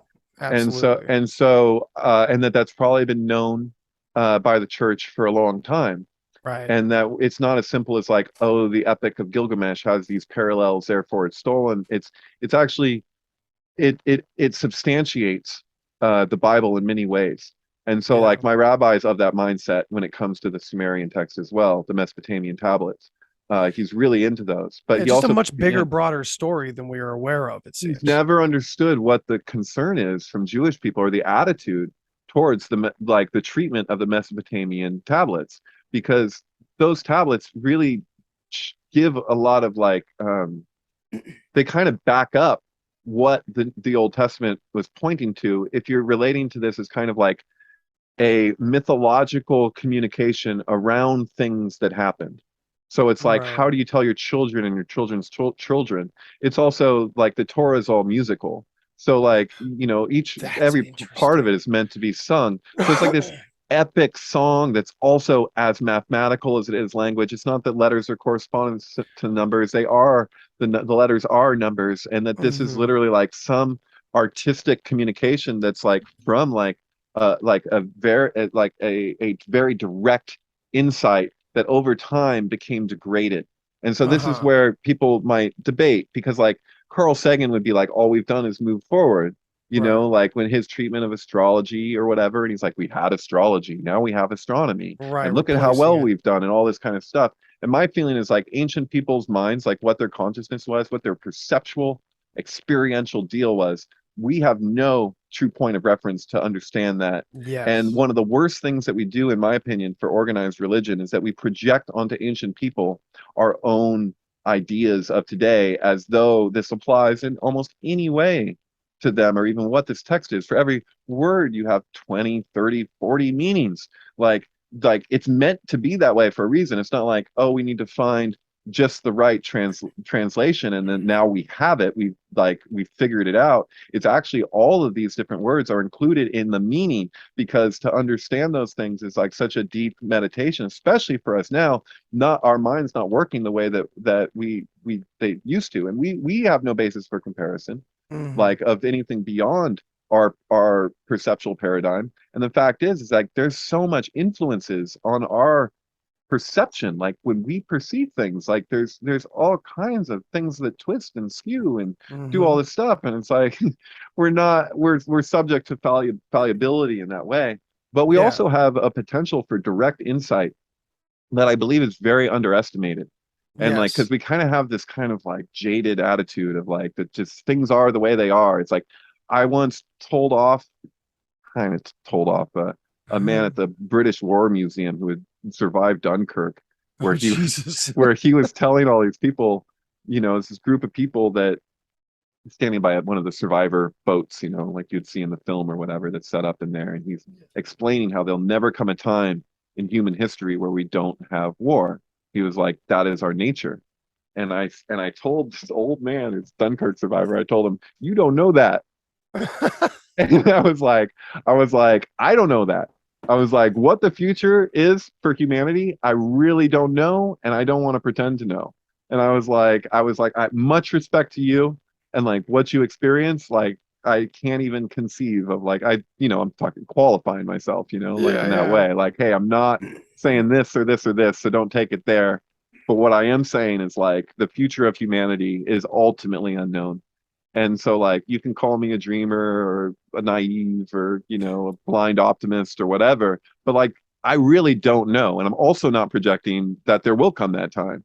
I'm just like, it could be I'm open, no grand position, right? I think not dying on any ultimate hills is always the way to go, and that's like I've always been fascinated by the UFO community and everything and what goes on there and the mystery of the phenomenon. But anytime people come and say what it is, it's way too human.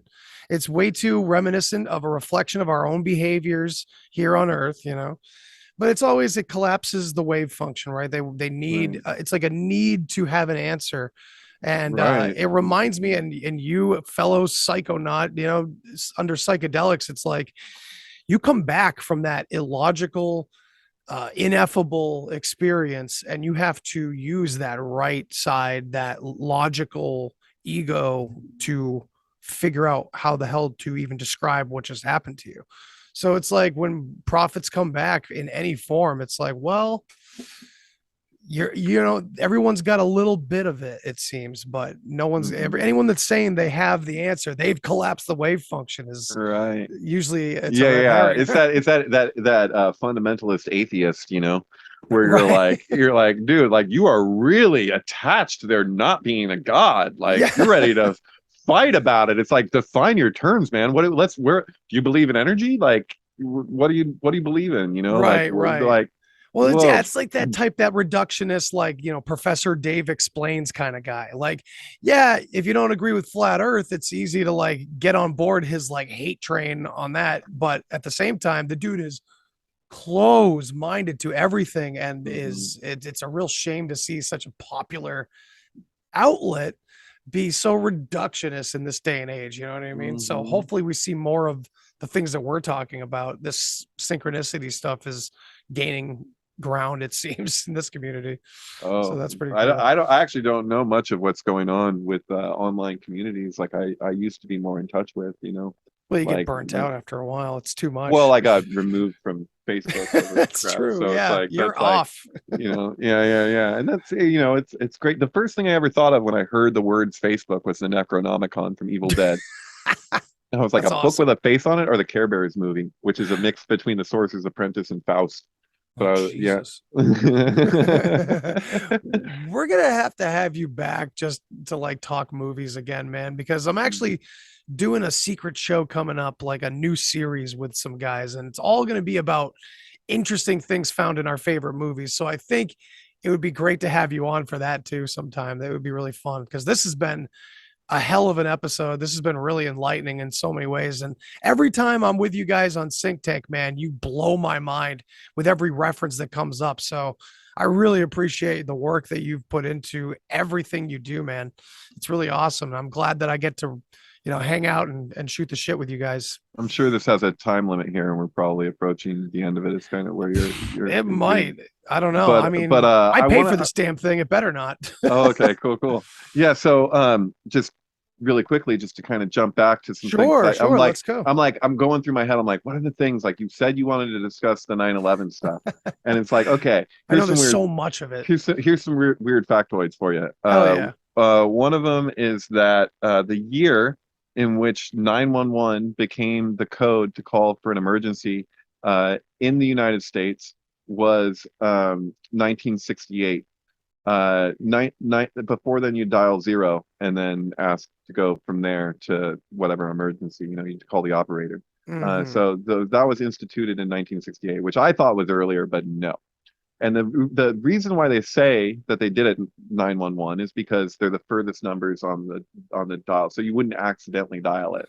You'd be less likely to It's like accidentally a dial convenient right side of the brain, connection. Right. That's yeah. It's the rationalization. Right. So that's what they say. And then construction for the first tower of the two towers also started in 1968. 2001: A Space Odyssey and Rosemary's Baby were both released in 1968. 1968 is a very resonant year with that timeline of not just the two towers, but everything the two towers represented, that until 2001. And so that's the significance. You have 2001: A Space Odyssey, released in 1968, coinciding with the construction of the towers, which is also the year of instituting 911 as the emergency call number. And so, shit. yeah, so you can see like what's written on Rosemary and Rosemary's Baby during the impregnation ritual scene actually contains the year, and people are like, oh, what's it, just threw in the year, like it's just this meaningless thing. No, it's a significant thing. And so, yeah, there's a strange connection between 2001: A Space Odyssey, Rosemary's Baby, and the Beatles' White Album. Oh, really? It's extremely extensive. And so, like, if you want to like get into the Roman Polanski stuff too, like it's always like sometimes a tricky subject to tread, because if oftentimes if you discuss any of the realities surrounding Polanski and his life, it's often taken as this excusatory thing for his behavior with Samantha Geimer in what was it, 1977. So I didn't know until that conversation with Alex Fulton that incident with Samantha Geimer took place March 10th, 1977, which it ties into the whole Hal Craig just mindfuck. I don't know if I just discuss that. I've discussed that with Andreas many times. Yeah, I don't think I've heard it. But feel free if you're up for it. Okay, I'll go a while longer. Let's go, man. Okay. So this is one of my favorite personal spiels of connections. So basically, for a long time I didn't know what to think of this Hal Craig guy. I thought that he might be Stanley Kubrick. So like as an alias. And so the first thing that struck me in my process was that something uncanny happens when you play the ABBA album Waterloo with Waterloo, the film that came out shortly before. And so that's a Dino De Laurentiis movie. And the reason why I went to the Kubrick archives and I looked at every single box that relates to his Josephine and Napoleon film.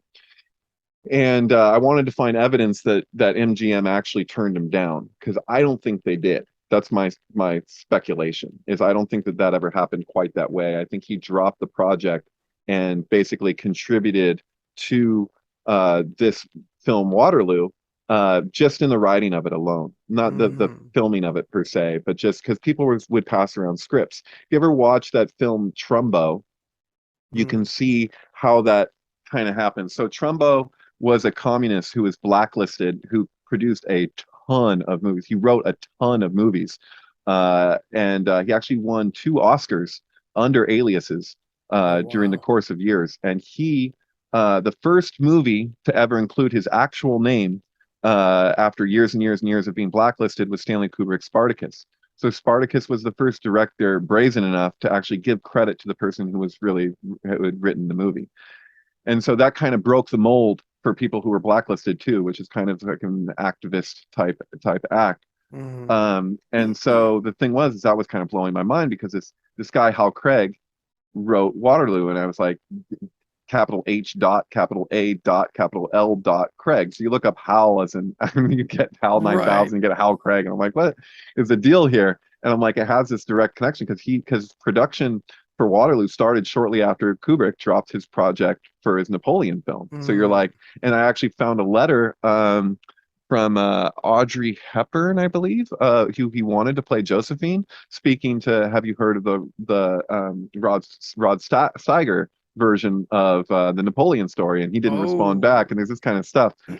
Wow. And so I was like, oh, this is so weird.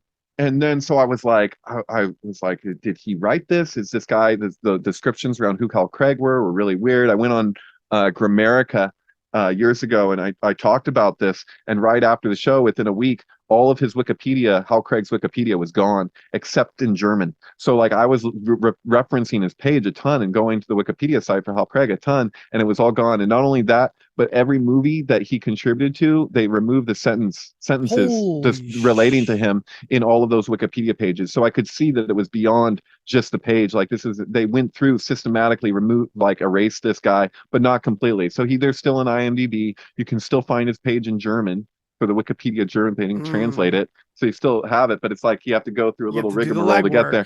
Yeah. And he had a twin brother named Dick, which kind of reminds me of Mad Men or something. It's like, and he wrote speeches for the Queen and all this weird stuff, or something, address for the Queen, something, but really, really wacky stuff. And he wrote a book on Islam that he wrote. He made a film called Muhammad, Messenger of God, which he changed the name to The Message. And so the release date for that was March 9th, 1977. And over the release of that, on the release date of it, there was a siege in Washington where a Islamic terrorist took hostages in Washington for exactly 3 days.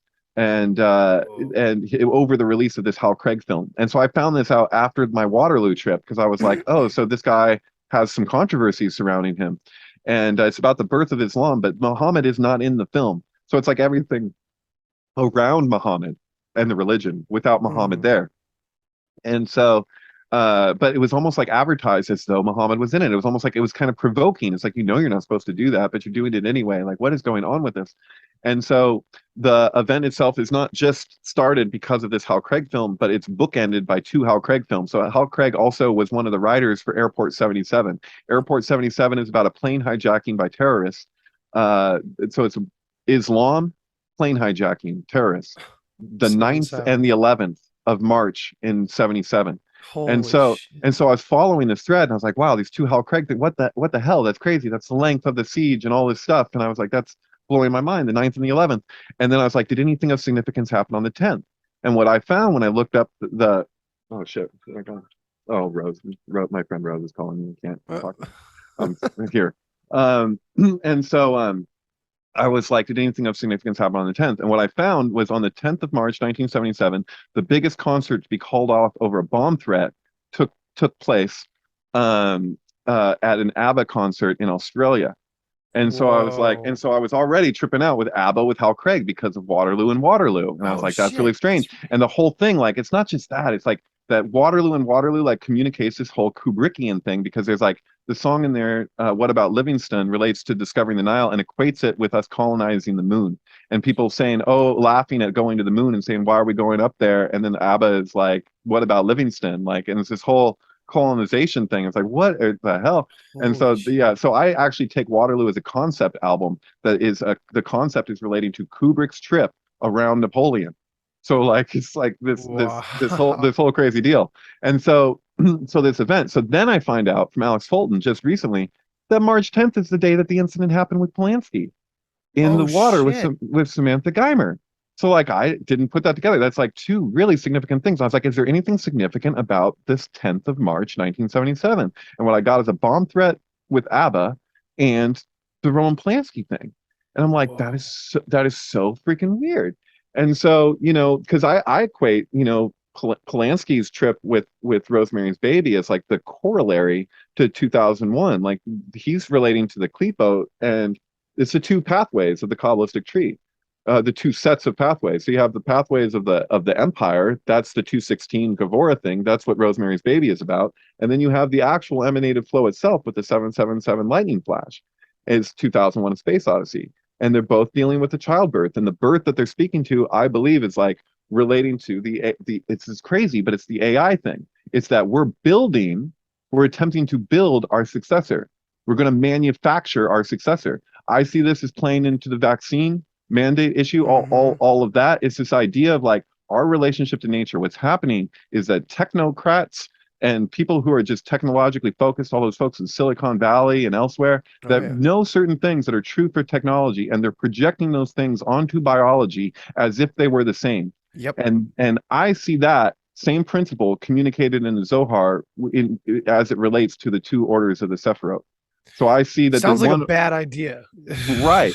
It's that crossing the streams, Egon told us never to cross the streams. Total and it's protonic reversal. These are, so, but that crux of that issue is that's like the pressure point of what the real struggle that we're dealing with in terms of the duality we project and what we get back due to that projection. And dude, I've mentioned this before on my show. Maybe you could shed some more extra light on this little tidbit, that it always seemed to me like the movie I, Robot mirrored the story of Adapa and like the first human created by Enki and in the Sumerian text. And when you think about what happened after that, was Enki was banished to the underworld and all, like everything falls apart at that point. Well, that's Philip K. Dick, right?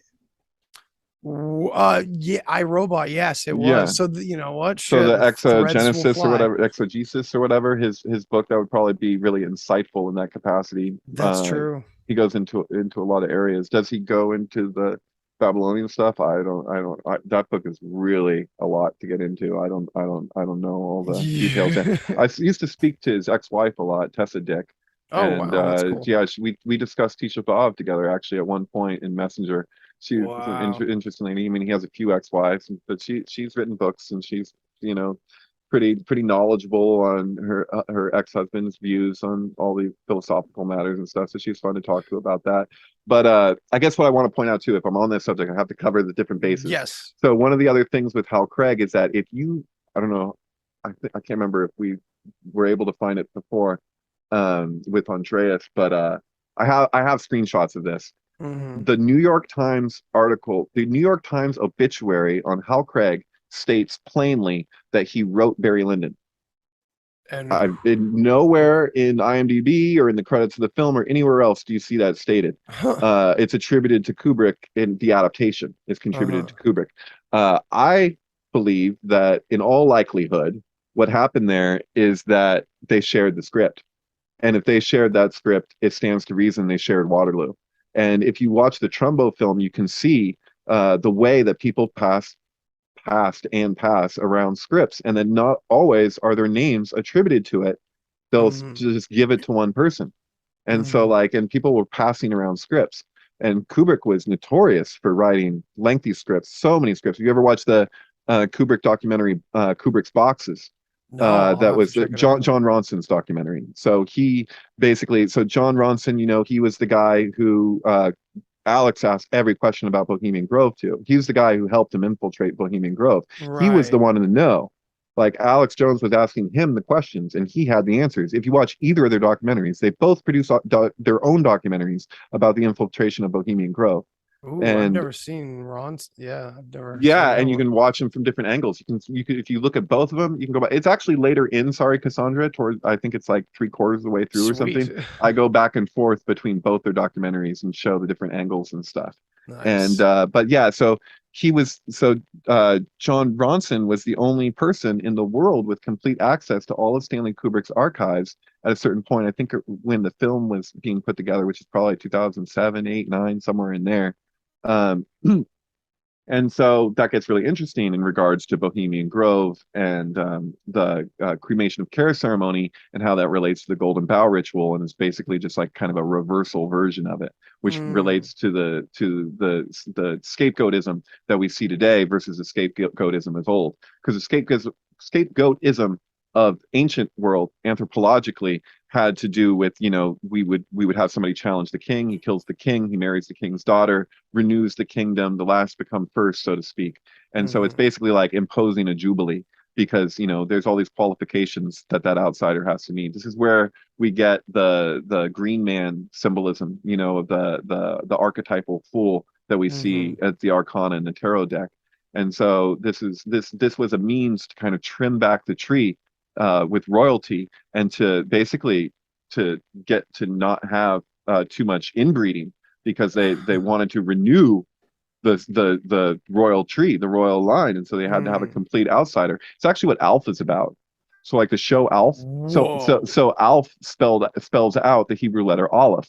Aleph corresponds to the fool. Alf is the archetypal fool. And the joke is that now that we've kind of charted the whole globe, where is this outsider going to come from but outer space? But the joke is that although this event should turn all of civilization on its head, instead they have to hide him in the garage and make sure the government doesn't find him, even though he should. So it's like it's this kind of satirical statement, like even if this were to happen now, if we had the ritual and everything was lined up, that it still wouldn't be able to take place, which is what we're actually seeing. And that's what Bohemian Grove is. It's a celebration of the killing of the outsider who would challenge the king, as though that were the ritual, rather than allowing this outsider to do this, because it took the humility of the king to take part in this. So basically it's like a pronouncement of lineage, and it's a celebration of power. It's a celebration of like, well, it's the most arrogant thing I've ever seen in my life. I was saying that recently. This summer, I think I mentioned it to you, this summer, it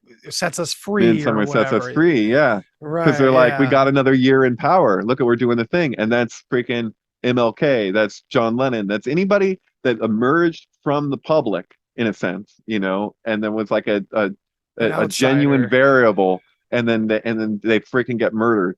And so that happens all over the place. It's just this repeat of that, because they're trying to keep this thing from taking place. But that thing involves the renewal of the kingdom and the insurance of the longevity of the kingdom. And there's an anthropological understanding that the health of the king is reflective of the health of the kingdom.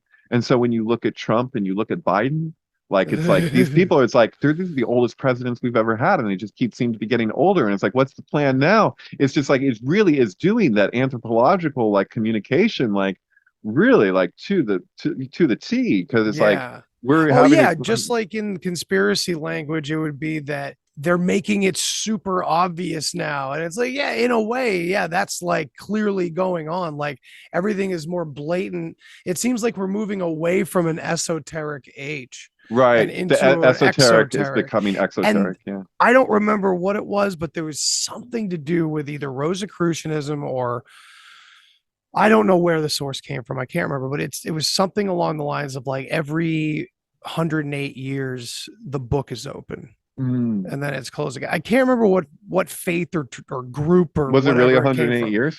I swear to God, it was 108. There's 108 stitches in a baseball. There's 108 beads on a rosary. There's 108 beads on a mala, which is interesting itself. 8 plus 1 is 9. There's 108 emotions in Buddhism that are to be integrated in order to reach the level of Buddhahood. I think there's 108 elements on the periodic table. I know that there's some that have been added or whatever, but that's the traditional periodic table, right? That kind of, totally. Yeah. So that's just interesting. I don't know, it throws it in the mix that it's like this thing that some are aware of. It's like a natural process too. So maybe this renewal of the kingdom, the king, is in line with a greater fractal or something of what we go through. You think of like Randall Carlson and everything they talk about when it comes to like the Taurid meteor stream patterns throughout history. And interesting how this renewal might take place on a natural level, and perhaps we emulate nature once again in this form.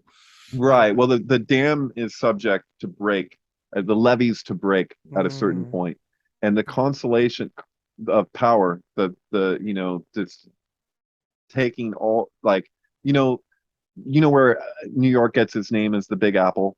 So it's like I guess the oldest account that they have is from like some newspaper column from way back when it was described that New York was sucking the sap from the rest of the country to produce this Big Apple.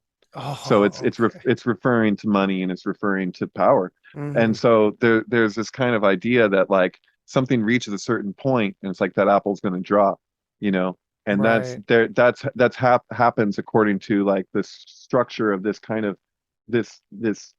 manifold matrix thing that really is just an extension of ego.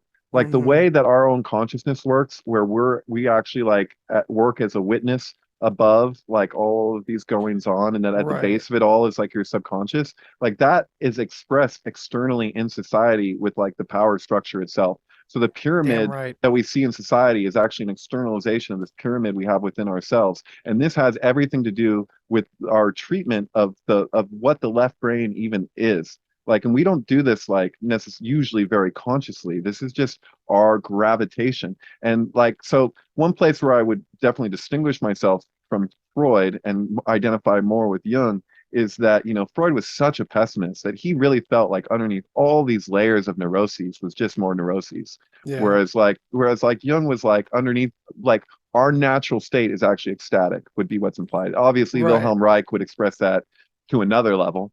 But you know, there's basically this distinction between one's relationship to what is the purpose and function of psychoanalysis.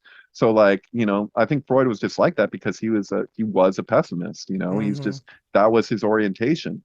And you know, and I think that Jung and Reich were more like transcendent, like they recognize like the issues around duality and stuff. And so, you know, it's like yeah, I don't, yeah, I it's funny because it's, yeah, that principle of us seeing reflected in the outside world these like dysfunctions that aren't quite reconciled internally, and that they seem to like increase dependent upon, you know, whether or not we're able to reconcile them. And so like that's where I differ from, like, I would consider myself I was raised a Jew for Jesus. Like I really resonate with the gospel in particular. You know, I could take or leave parts of the New Testament, of that collection of books. But you know, I really like the basic ideas around Christianity. If we actually live with that as a country, like, we'd be doing great. Oh, absolutely. But we don't do that. We got mega churches and everything's so contradictory. They're preaching on the street corners. Like, that's not how it works. You know what I mean? That's not the message. And so like, yeah, love your neighbor and all these basic things, you know, it's like people will give lip service to that.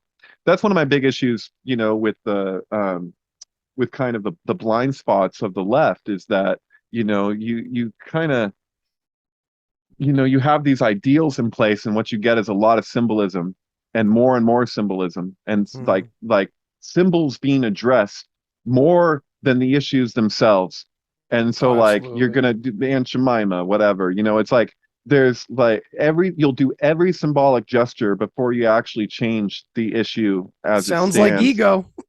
Right. And it is itself like kind of a form of scapegoatism or gaslighting, because it's like you're doing this thing and it's like, we see what it is. And so that's just, you know, it's that corporatism that masquerades as like what the left, what once upon a time was supposed to mean, at least, you know? Right. I mean, I'm 37 years old, and like when I was younger, I mean, of course the towers fell and all that. But I remember, I've said this before, that I remember when Fox News and that side of the scale was the power structure fighting against all of us anarchists and rebels who hated Fox News and CNN and Comedy Central. At least they're telling the truth over here. And you know, it's the pendulum just swings back and forth. It's nuts, man. Yeah. But yeah, this is epic. This was a great conversation, man. Cool, man. Yeah, you got it. And it could definitely go into a lot of different areas. We could keep going on, and maybe we'll do it again or something. But this was awesome, man. I'll be seeing you tomorrow night if you're going to be on Synctank again. Oh, that's right. So, yeah, absolutely. If you could just do the customary kind of sharing of the website. I don't know if you're able to put up the screen there. If you want to go to the syncbook.com. Oh, yeah. Let's do that. Yeah. Yeah, so I have, just for the listeners, I know you know, but I have over 200 films for streaming and download on the syncbook.com. If you go to, it should have if you scroll down, you'll see an image of Dorothy with the beam and prism through her head. You see that thing? Hang on a second, I'm getting there. Okay, sorry. Something. The internet didn't want to take me there, even though I put it in exactly correct. All right, you seeing what I'm seeing now? Am I on your website? Am I even sharing? I have not shared anything yet. All right, so we're at so you could either go two ways. You could either go to video, click on videos, or you can scroll down. Either way. And there's tons of stuff on this to be taken in anyway. So if you see that Syncflix there with Dorothy, that'll take you to about 200 films for streaming and download. Album film pairing experiments that I've been doing over the course of years. I was getting into this one for a while earlier today. Office Space, in the Matrix. Nice, yeah. It's a good cross analysis between office space, done in a similar way as Sorry Cassandra, where everything kind of speaks for itself. Hell But yeah, anyway, this is my website. This is my thing. And yeah, there's so much going on here. There's so much. Are you still doing the podcast, or what's going on? I've been doing Andreas's podcast recently, but traditionally this is the podcast that I co-hosted with Alan Abadessa Green and Bill Klaus. Always record. And there's kind of like a bizarro always record, that's people that just do other episodes after we didn't do it as much, obviously. So nice, that's cool. But yeah, I could here we could always return to always record too. It'll be interesting to see what happens there, but I really appreciate Andreas kind of like having me jump on the team here, because with the Synctank thing, because it does have the spirit of always record, which is like this kind of open form deal for the most part. I mean, he is a good interview style thing that he does, but he doesn't overdo it. He kind of does it the right amount, Yeah, he lets us go. Yeah. I mean, somebody approached me to do a podcast many years ago to do always record. That's Bill. And I was like, the only way I'm going to do it is we don't do that thing that I'm seeing a lot of podcasts do, which is where you start with your conclusion and then you do everything you can to back up that conclusion. I was like, I see that as a syntax error, or at least cause for there to likely be a syntax error. And so I was like, I would rather just explore data and information. And if I think that something means something, I would rather not relate to that in any absolute terms. Like I would like to qualify that as speculative where it's speculative. It's like one of the reasons why I like Peter Levinda too. He's really good at that. Like the Sinister Forces books, where he'll share a lot of information and he'll say, here's what we know, here's what we speculate, here's how we know what we know, here's why we think what we think, that kind of approach I really like, because that's what got Alex Jones into trouble. He would have been totally fine to explore things with the narrative that didn't line up with any sensationalized event or whatever, but he couldn't do that. He couldn't take that initiative to just explore the data. He had to assert his conclusions along with it. And that's not necessarily helpful when it comes to analyzing such nuanced, complex subject matter. And it actually ends up devaluing the things that you are putting out there that people should pay attention to. And I would even suggest that when you do come to the correct conclusion, it could easily, that might be circumstances where they'll make it so it's the least believable thing that you could that anyone could imagine, Yeah, exactly. I got somebody knocking on my door right now. So cool, man. Well, let's wrap up, man. It's late. And this was a really long, awesome, epic conversation that started with 9/11 and went into a lot of different areas. So it was really cool, man. I really appreciate it. Yeah. Thanks for being here with me. Everybody, David Charles Plate, find him at syncbook.com. And everybody, thanks for listening. Thanks for watching. The syncbook.com. All right, everybody. Thanks for watching, listening. Tune in next time. Thanks for listening to this episode of the Deep Share Podcast. If you want to hear more, then hit that subscribe button. Follow me on all the social places. And remember, think for yourself, but don't always believe what you think. Till next time. Human sacrifice, dogs and cats living together, mass hysteria. Enough, I get the point. You have meddled with the primal forces of nature. And you will atone. What do we know? What do we know? If I know what we know, then I can tell you what we know, and if someone else knows, okay? I mean...